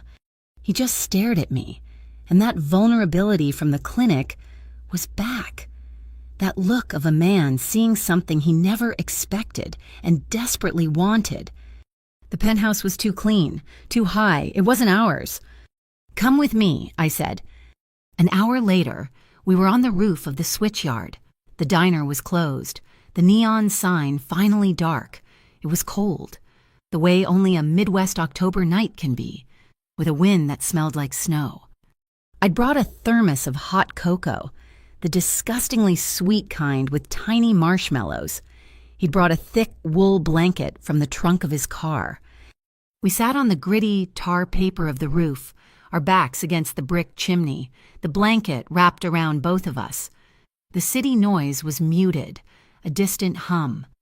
We sat in silence, just passing the thermos back and forth, the steam warming our faces. My shoulder was tucked against his arm a solid, heavy weight around me. "That night," I said quietly, looking at the dark skyline, "at the diner, the first night, you asked me if I wanted to know how you got your scars." I felt him nod against my hair. "You never told me." I said, "Not really, not about the one I laughed at." I touched my own cheek. "The one on your face." He was quiet for a long time. I could feel the steady, slow beat of his heart against my arm. "It was a long time ago," he said, his voice a low rumble. "I was young, stupid. I was working for a man, running product in the harbor district. I wasn't the boss, I was just muscle." He took a breath. "We were at a bar, a real dive. A deal went bad. Not guns, just angry, drunk men. One of them broke a bottle, a glass beer bottle." He looked out at the city. He wasn't aiming for me. He was aiming for the kid, the busboy. Just a kid, maybe 16, who had accidentally spilled a tray. The man was just mean. He was going to teach the kid a lesson. Scar that pretty face. He paused. I didn't think. I just moved. His fingers came up, lightly tracing the pale, jagged line on his own cheek. "I took the bottle. It broke. The kid didn't get a scratch." I was completely still. What happened to the kid?" I whispered. A slow smile. The first one I'd seen tonight touched Ricardo's mouth. "He's the head chef at the Lantern. Makes the best damn risotto in Greyhaven." I closed my eyes. It all clicked into place. The car bomb scar protecting someone. The knife scar on his back protecting Sabina. The scar on his cheek protecting a random, innocent kid. "They're not trophies," I whispered, my realization a physical ache in my chest. "They're not signs of how tough you are. They're receipts for the people you saved." He looked at me, his dark eyes searching mine in the dim light from the street. "I have to pay my bills, Noelle," he said, his voice thick with an emotion he rarely showed. I couldn't speak. I just leaned in. I put my hand on his uninjured side, on his jaw, and I kissed him. It was nothing like the kiss in the studio. That was fire and discovery. This was home. It was slow and deep and certain. It was a long, quiet, healing kiss that tasted of cheap chocolate and the cold night air. It was a kiss that said, "I see you. I see all of you, and I am not afraid." He kissed me back, his hand coming up to cradle my head, his fingers tangling in my hair. It was a kiss that wasn't about taking, but about giving, about finally being able to rest.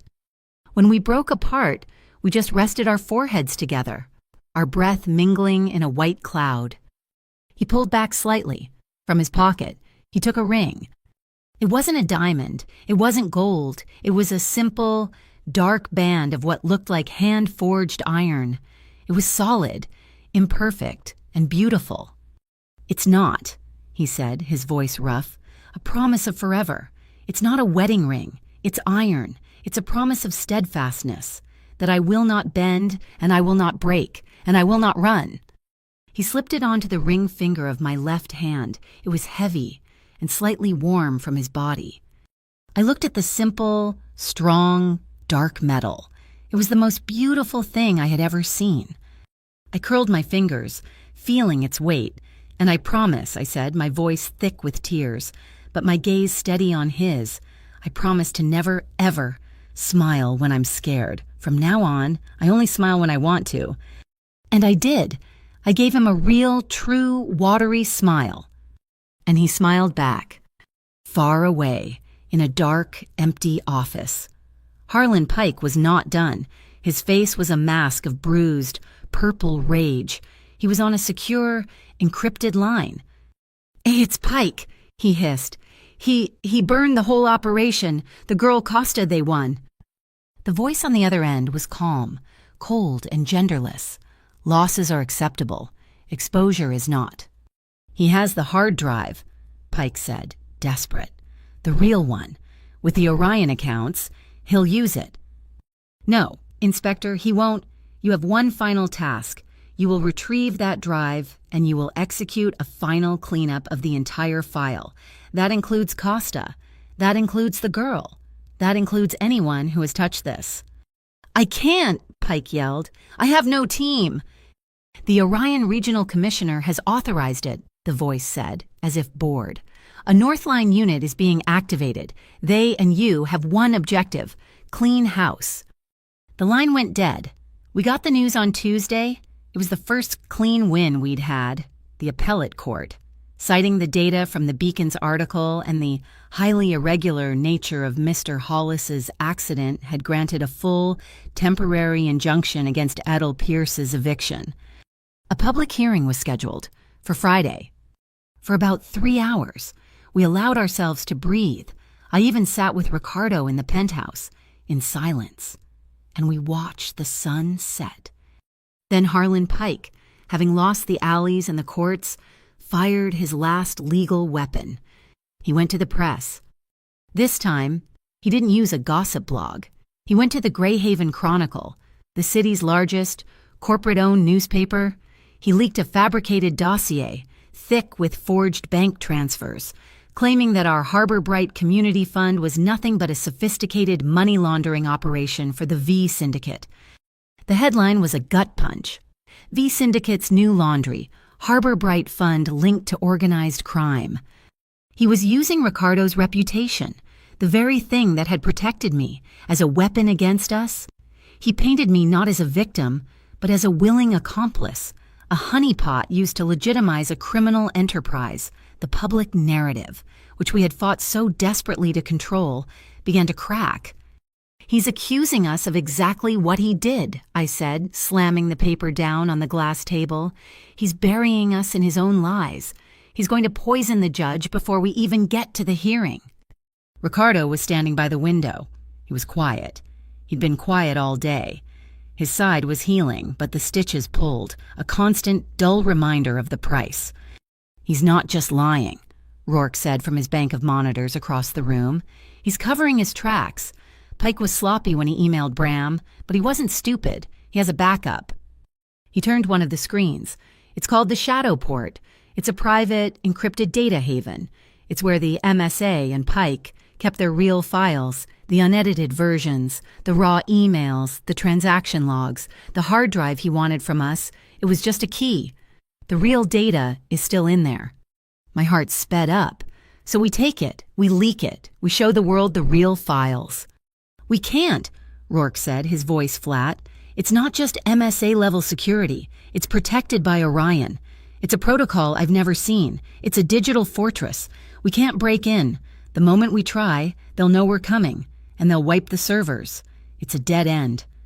A thick silence filled the room. Pike had checkmated us. We had the truth, but it was locked in a box we couldn't open. So we don't break in, I said, the idea forming, sharp and bright and cold. Ricardo turned from the window. His gaze was wary. What are you thinking? Noel, we make them come out. I stood up, the iron ring on my finger feeling heavy, a promise of steadfastness. My art, it worked at the switchyard. It gave us a voice. We do it again, but not small. Not a fundraiser, a declaration. I pointed out the window toward the abandoned industrial district. The old freight line station will host a new exhibit. We'll call it Wounds That Speak. We'll make it a massive public event. Ricardo walked toward me, his face hardening. No, absolutely not. The station, Noel, it's a security nightmare. It's wide open. It has 24 exits, rusted catwalks, 1,000 places to hide. It's uncontrollable. That's why it's perfect, I said, my voice gaining strength. I wasn't asking permission. I was presenting a strategy. I grabbed a tablet, pulling up the blueprints Rourke and I had been studying. It's uncontrollable for us, but it's also uncontrollable for them. Look, I pointed. It's surrounded by community-owned buildings, garages, apartments. Every rooftop has a security camera. We get the community involved. I was pacing now, the plan spilling out. We don't just invite the Beacon. We invite every independent blogger, every student journalist in the city. We make it a public festival of community truth. We don't just hang my art. We project the Pike dossier, the fake one he leaked on a giant screen. We invite him to come and defend it. We'll have a stage, a microphone. We'll call it an open forum." Ricardo's eyes narrowed. He was starting to see it. "Pike," I said, "or this Orion group, they can't let that happen. They can't let us control the narrative. They can't let us stand on a stage and publicly dissect their lies. They have to show up. They'll have to come in and seize the evidence. They'll have to shut us down." I stopped and looked at Rourke. "And when they do, when they try to access their network from inside the station," Rourke's head came up. A slow, dangerous smile spread across his face. "When they authenticate the retrieval order from inside," he finished, "they'll have to do it inside the station. Inside a signal cage. I can build it. We can trap every single packet of data they send. We can grab their authentication keys. We can become them. We can walk right into the shadow port." Ricardo stared at me for a full, silent minute. The girl who used to smile when she was scared was gone. I was the one setting the trap. He looked at the iron ring on my hand, then back at my face. He nodded. Once, "All right, we do it, but we do it my way." His way meant Sabina. She arrived that afternoon, all sharp angles and navy blue business attire, and listened to my plan without blinking. "A public art show in a derelict train station," she said, her voice dry. "You're giving me a heart attack, Noelle." But she was all business. "My team won't work," she said. "We're security. We stand out. We need volunteers." Her women wouldn't be in black tactical gear. They'd be in jeans and Harbor Bright fun t-shirts, handing out programs and free coffee. They'd be the smiling faces at every single exit. They would lock the trap. For the next 36 hours, the Freightline station was a hive. Rourke's team, disguised as event technicians, wired the massive, echoing hall. They set up a localized, private network. It was the signal cage. Anyone inside who tried to access the internet would be seamlessly rerouted through Rourke's servers. The event was set for Friday night, the same day as the court hearing. The hearing itself was a non-event. The judge, clearly spooked by the media war, postponed any decision, citing further investigation. It didn't matter. The real trial was happening at 7 p.m. at the Freightline station. I was terrified. My hands were shaking as I pinned my final, massive charcoal sketch, a portrait of Mr. Hollis, his face proud and defiant, to a hanging board. Ricardo came up behind me. He wasn't in a suit. He was dressed like me, in dark jeans, boots, and a black sweater. He put his hand on my shoulder, his touch a solid, warm point of calm. He wasn't hiding in the rafters.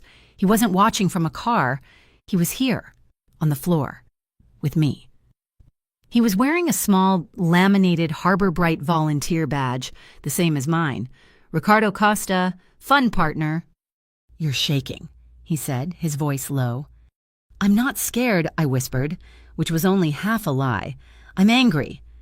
The crowd was huge, bigger than we'd expected, hundreds of people. My old neighbors, art students, curious journalists, city activists. The beacon was set up near the stage, their camera already live streaming. I saw him, Harlan Pike. He was trying to blend, wearing a baseball cap pulled low, but there was no mistaking that venomous energy. He was slithering through the crowd near the stage, and he had two rough-looking men with him, Northline Circle. He was going to start a fight. I knew it. He was going to try and get Ricardo to throw a punch, to create chaos, to paint him as the violent thug on camera. He nodded to one of his men, who then accidentally shoved one of my old neighbors, a burly truck driver named Sal. "Hey, watch it, buddy," Sal growled. The thug shoved him again. "Or what, old man?" This was it. But before Sal could even react, two of Sabina's volunteers were between them, all smiles and apologies. "Whoa, fellas," one of them said, a bright, cheerful young woman.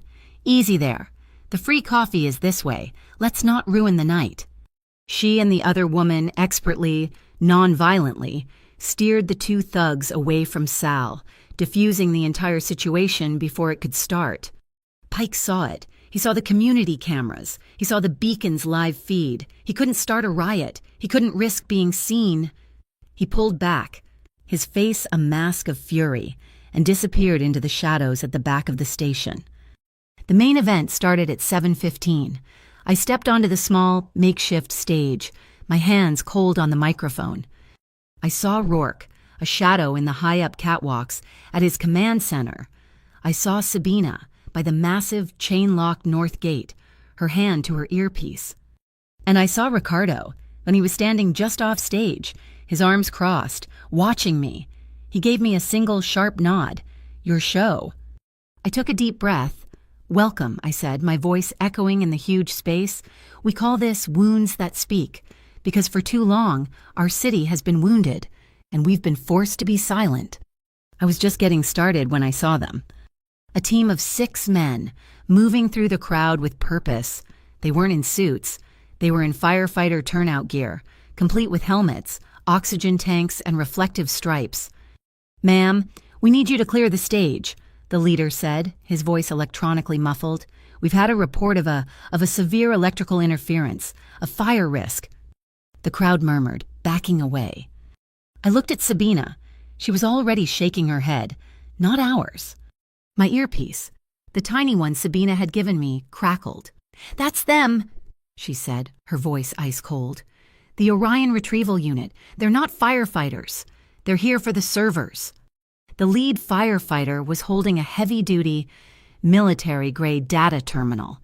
He was scanning the room, trying to get a signal, trying to find our network hub. "Rourke," I whispered into the mic, which was still live. "They're here." "I see 'em." Rourke's voice came over my earpiece, calm as ice. "He's trying to ping his network. He can't get out. He's switching to the local Wi-Fi he's in." A pause. "He's authenticating," Rourke whispered, his voice electric. "He's pinging the shadow port he's using his master key, and now I've got the handshake. I'm in. Noelle, I'm in." "Sabina," I whispered. "All gates are locked," she replied. "They're trapped." The lead agent was looking at his terminal. Frantic. He knew something was wrong. He looked up at me. "Ma'am, I said clear the stage," he yelled. I took a deep breath. I turned my back to him, facing the giant projector screen, the one that was supposed to be showing a slideshow of my art. I tapped the tablet on the podium. "Rourke," I said, my voice clear and loud through the speakers. "Show them." The screen flickered. My art vanished, replaced by a live feed of Rourke's monitor. It was a flood of data, a torrent of file names, emails, and transaction logs, scrolling past at lightning speed. MSA Civic Forge contract _1991, Quickmint Walsh transfer _private, Hollis _surveillance _order, Pike, H _internal _affairs _kill _file. It was everything. We were live streaming the entire secret contents of the shadow port as Rourke siphoned it from their server. The beacon's camera swiveled from me to the screen, zooming in. The crowd gasped. Harlan Pike, who had been hiding at the back, saw it. He saw the data. He saw his firefighter team being surrounded by Sabina's smiling volunteers, who were now blocking their exit. He saw his name. He saw his entire world disintegrate, live, in front of hundreds of people. He roared. It was an animal sound of pure, final rage. He shoved his way through the panicking crowd, pulling a black, snub-nosed revolver from his ankle holster. The crowd screamed. They surged backward, a human wave parting, creating a sudden, empty circle. It was just me on the stage, and Pike, 20 feet below, his gun raised, his arm shaking, aimed right at my chest. My hand was flat on the podium. The iron ring was cold. I looked at Pike. My heart was a drum, but I did not smile. My hand did not shake. I saw Ricardo, 10 feet to my left. He had started to move that instinctive, protective lunge, the one that put his body between me and the danger. But he stopped. He saw my face. He saw I wasn't flinching. He saw I wasn't the girl from the diner. And in that fraction of a second, in the middle of a life-or-death crisis, he trusted me. Pike's finger tightened on the trigger. "You," he screamed, his face purple. "You ruined—" He never finished. A blur of motion from the side of the stage. Sabina. She moved like a cobra. She didn't go for the gun. She grabbed Pike's wrist, twisting and hyperextending it with a sickening, audible crack. She didn't stop. She used his forward momentum, spinning, sweeping his legs from under him. He went down, hard, his head hitting the edge of the stage with a dull, heavy thud. The gun skittered across the floor, harmless. It was over in less than 2 seconds. It was precise, brutal, and completely, utterly silent. No gunfire. The promise kept. The station was dead quiet for a single heartbeat. Then the wail of sirens, not the fake ones. This time, it was the real UIC, the actual police, alerted by the beacon's live stream and the dozen 911 calls. They swarmed the stage. And then, the crowd, realizing what they had just witnessed, began to applaud. I watched as 2 uniformed officers hauled a dazed, groaning Harlan Pike to his feet, cuffing his hands behind his back. The beacon's camera was right in his face. He was done. He struggled, his eyes wild, and he found Ricardo in the crowd. "This isn't over, Costa," he spat, blood dripping from his lip. "You didn't beat us. Orion isn't just one man. They'll send someone else. They'll always send someone else." He was dragged away, still shouting. The crowd was cheering. Sabina was calmly handing the Orion hard drive to a stunned UIC detective. Rourke was downloading the last of the shadow port data. I looked across the chaos, through the flashing red and blue lights. I found him. "Ricardo." He was standing by a pillar, his hands finally unfisted.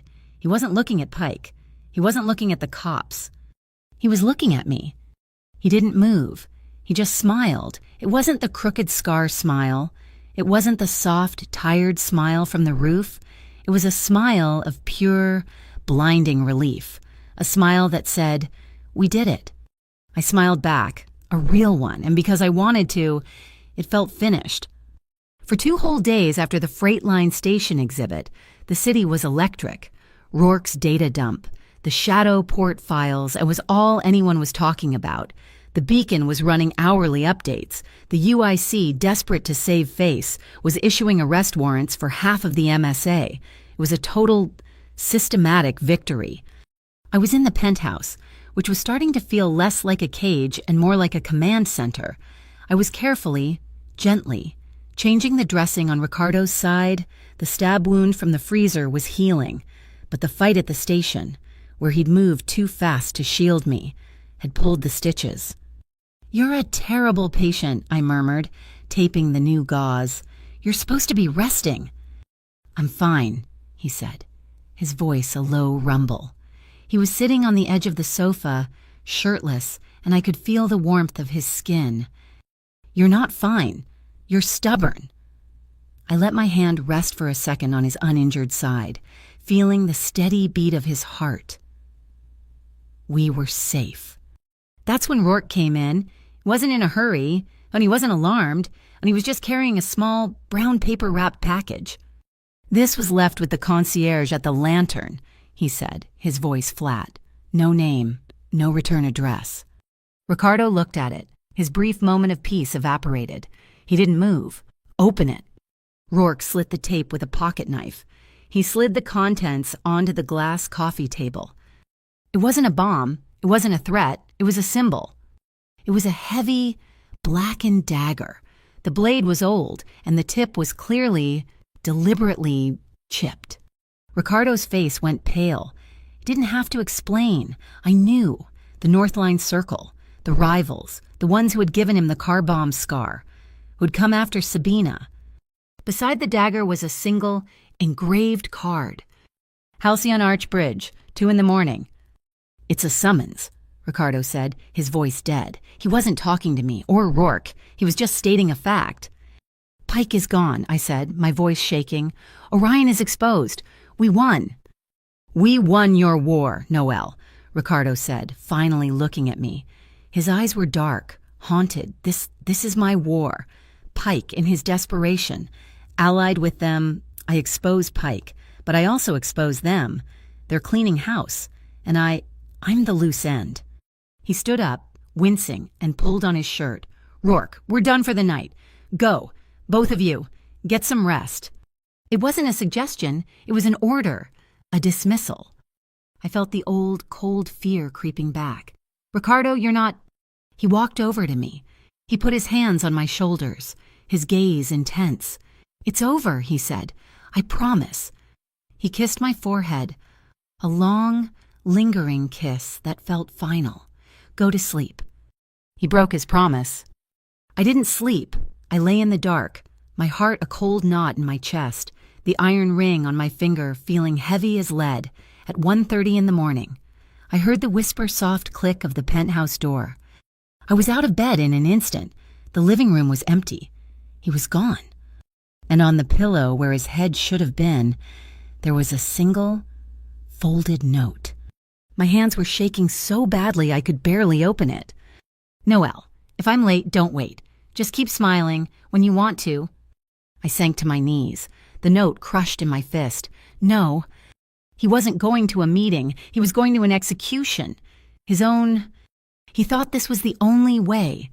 To cut the final thread, to take the V Syndicate, the North Line Circle, and all of Orion's rage with him, leaving me and Sabina safe in the legitimate world he'd built. He was going alone, to keep his promise that no one else would get hurt. He was breaking his promise to me, to save me. The old Noelle would have cried. She would have hidden. I stood up. I grabbed my phone. I didn't call Rourke.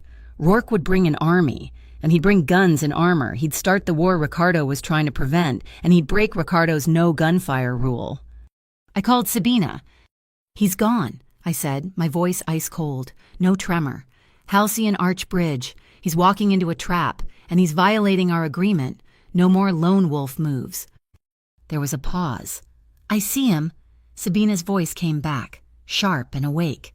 "He's been tagged since the clinic. I have my team. Where are you?" "I'm on my way," I said, grabbing my coat. "And Sabina, bring the new gear, the non-lethals. He made a rule. We're going to make sure he keeps it." The Halcyon Arch Bridge was a skeleton of black iron, high over the dark, churning gray river. The fog was thick, swallowing the sodium lights, making the world a small, isolated stage. He was there, standing in the center, his coat collar turned up against the wind. He was alone, his hands in his pockets. He looked small.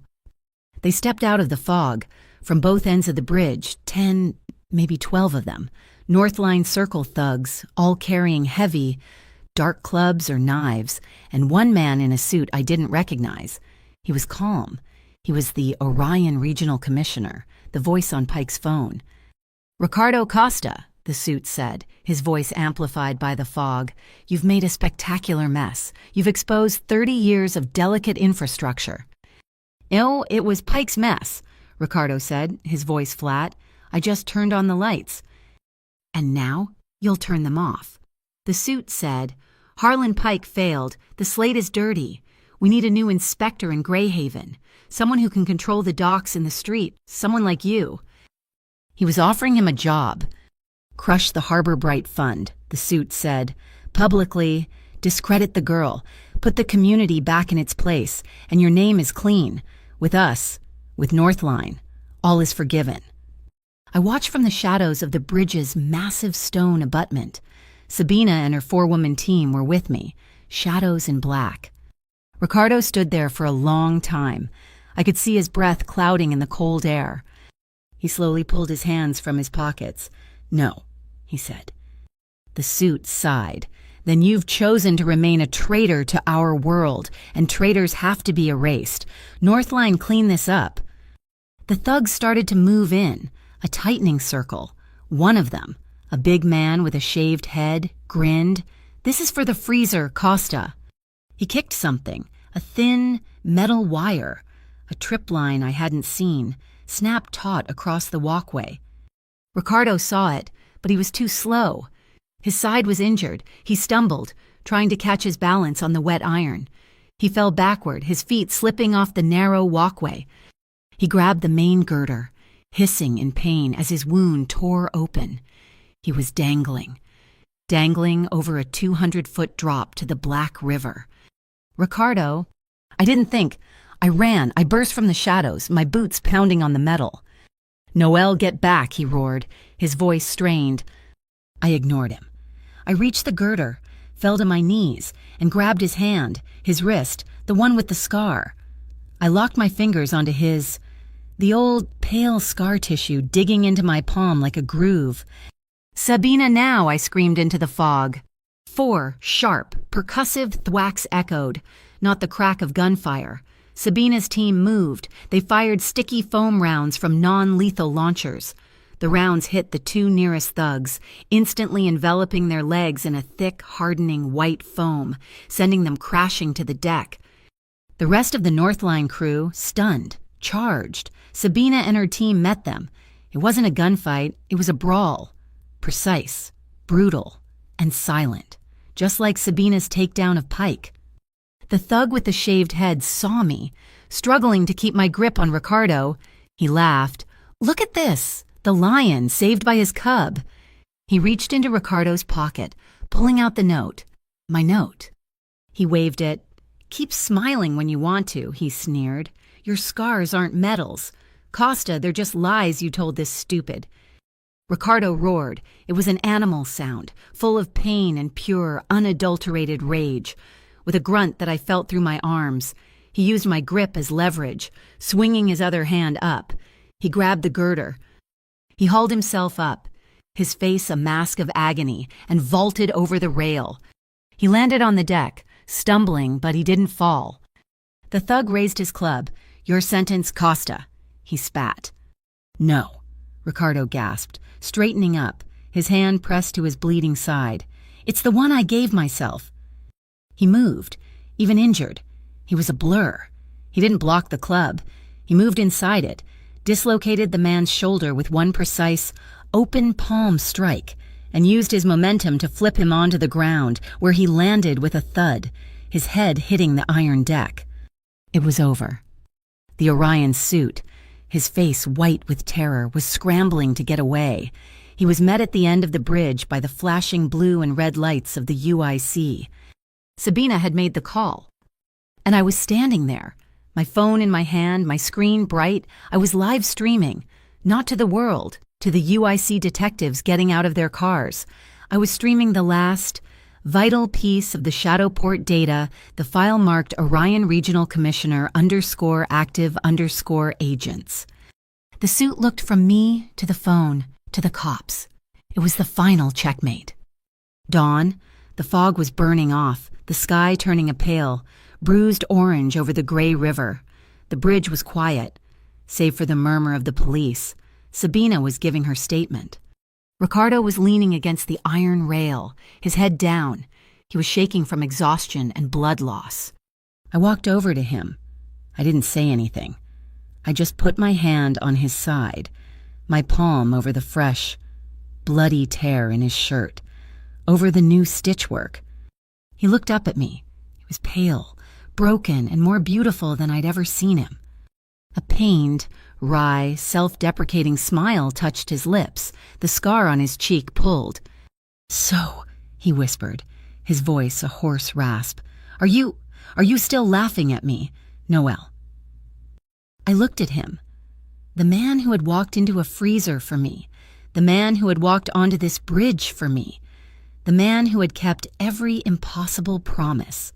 Tears streamed down my face, but I smiled, a real, wide, brilliant smile, the one he had unlocked. I am, I whispered. I leaned in, pressing my forehead against his. I'm laughing because we're still here. The court's decision was immediate. The eviction was voided. The entire building, thanks to Adele's abandonment of assets, was seized by the city and turned over to the Harbor Bright Community Fund. QuickMint was shut down by federal regulators. The Beacon won a statewide award for its investigative journalism. It was a rare, clear day in Greyhaven. Ricardo, true to his word, began his exodus. He called a final meeting. He signed over the complete, legitimate control of the Lantern, Greenchapel, and his other holdings to Sabina. He dissolved the gray elements of the V Syndicate, cutting loose the parts of his world that lived in the shadows. He wasn't a boss anymore. He was just Ricardo Costa. And I opened my studio. The switchyard was reborn. The neon sign was relit, but the greasy counters were gone, replaced by white walls and track lighting. The switchyard studio became my home, and the Scarscape collection became a traveling exhibition, a national fundraiser for the legal defense of urban tenants. At the opening, the place was packed. I saw my mom, smiling and walking with a cane, talking to Sabina. I saw Rourke, looking awkward in a suit, guarding the punch bowl. I saw Ricardo. He was standing in the back, by the door, just watching. He wasn't the center of gravity anymore. He wasn't the man who made the room go silent. He was just the man with the scars, who was smiling. Hours later, the last guest was gone. The studio was quiet. Ricardo walked over to me and without a word took my hand. He led me out the back into the small courtyard under the same cheap yellow string lights that had once lit his secret studio. He pulled me close and his mouth found mine. It was a kiss without stakes, no cameras, no danger, no adrenaline. It was just deep and warm and slow and real. It was a kiss of pure, unadulterated peace. I pulled back just an inch and whispered against his lips, my fingers tracing the faint, silvery line on his cheek. "So," I murmured, "you never did finish the story. Tell me the rest of it. Tell me about all the scars." He held me tighter, pulling me flush against his chest until I could feel his heart beating, steady and strong. He kissed my hair. "They weren't stories. Noelle," he whispered, his voice thick with a lifetime of pain and a future of hope. "They were just the lines on the map, and they all led me to you." The knot was untied, the city was quiet, and I laughed, for no other reason than because I wanted to. Thank you so much for listening to our story. Where in the world are you tuning in from? Let us know in the comments below so we can share our thoughts and connect.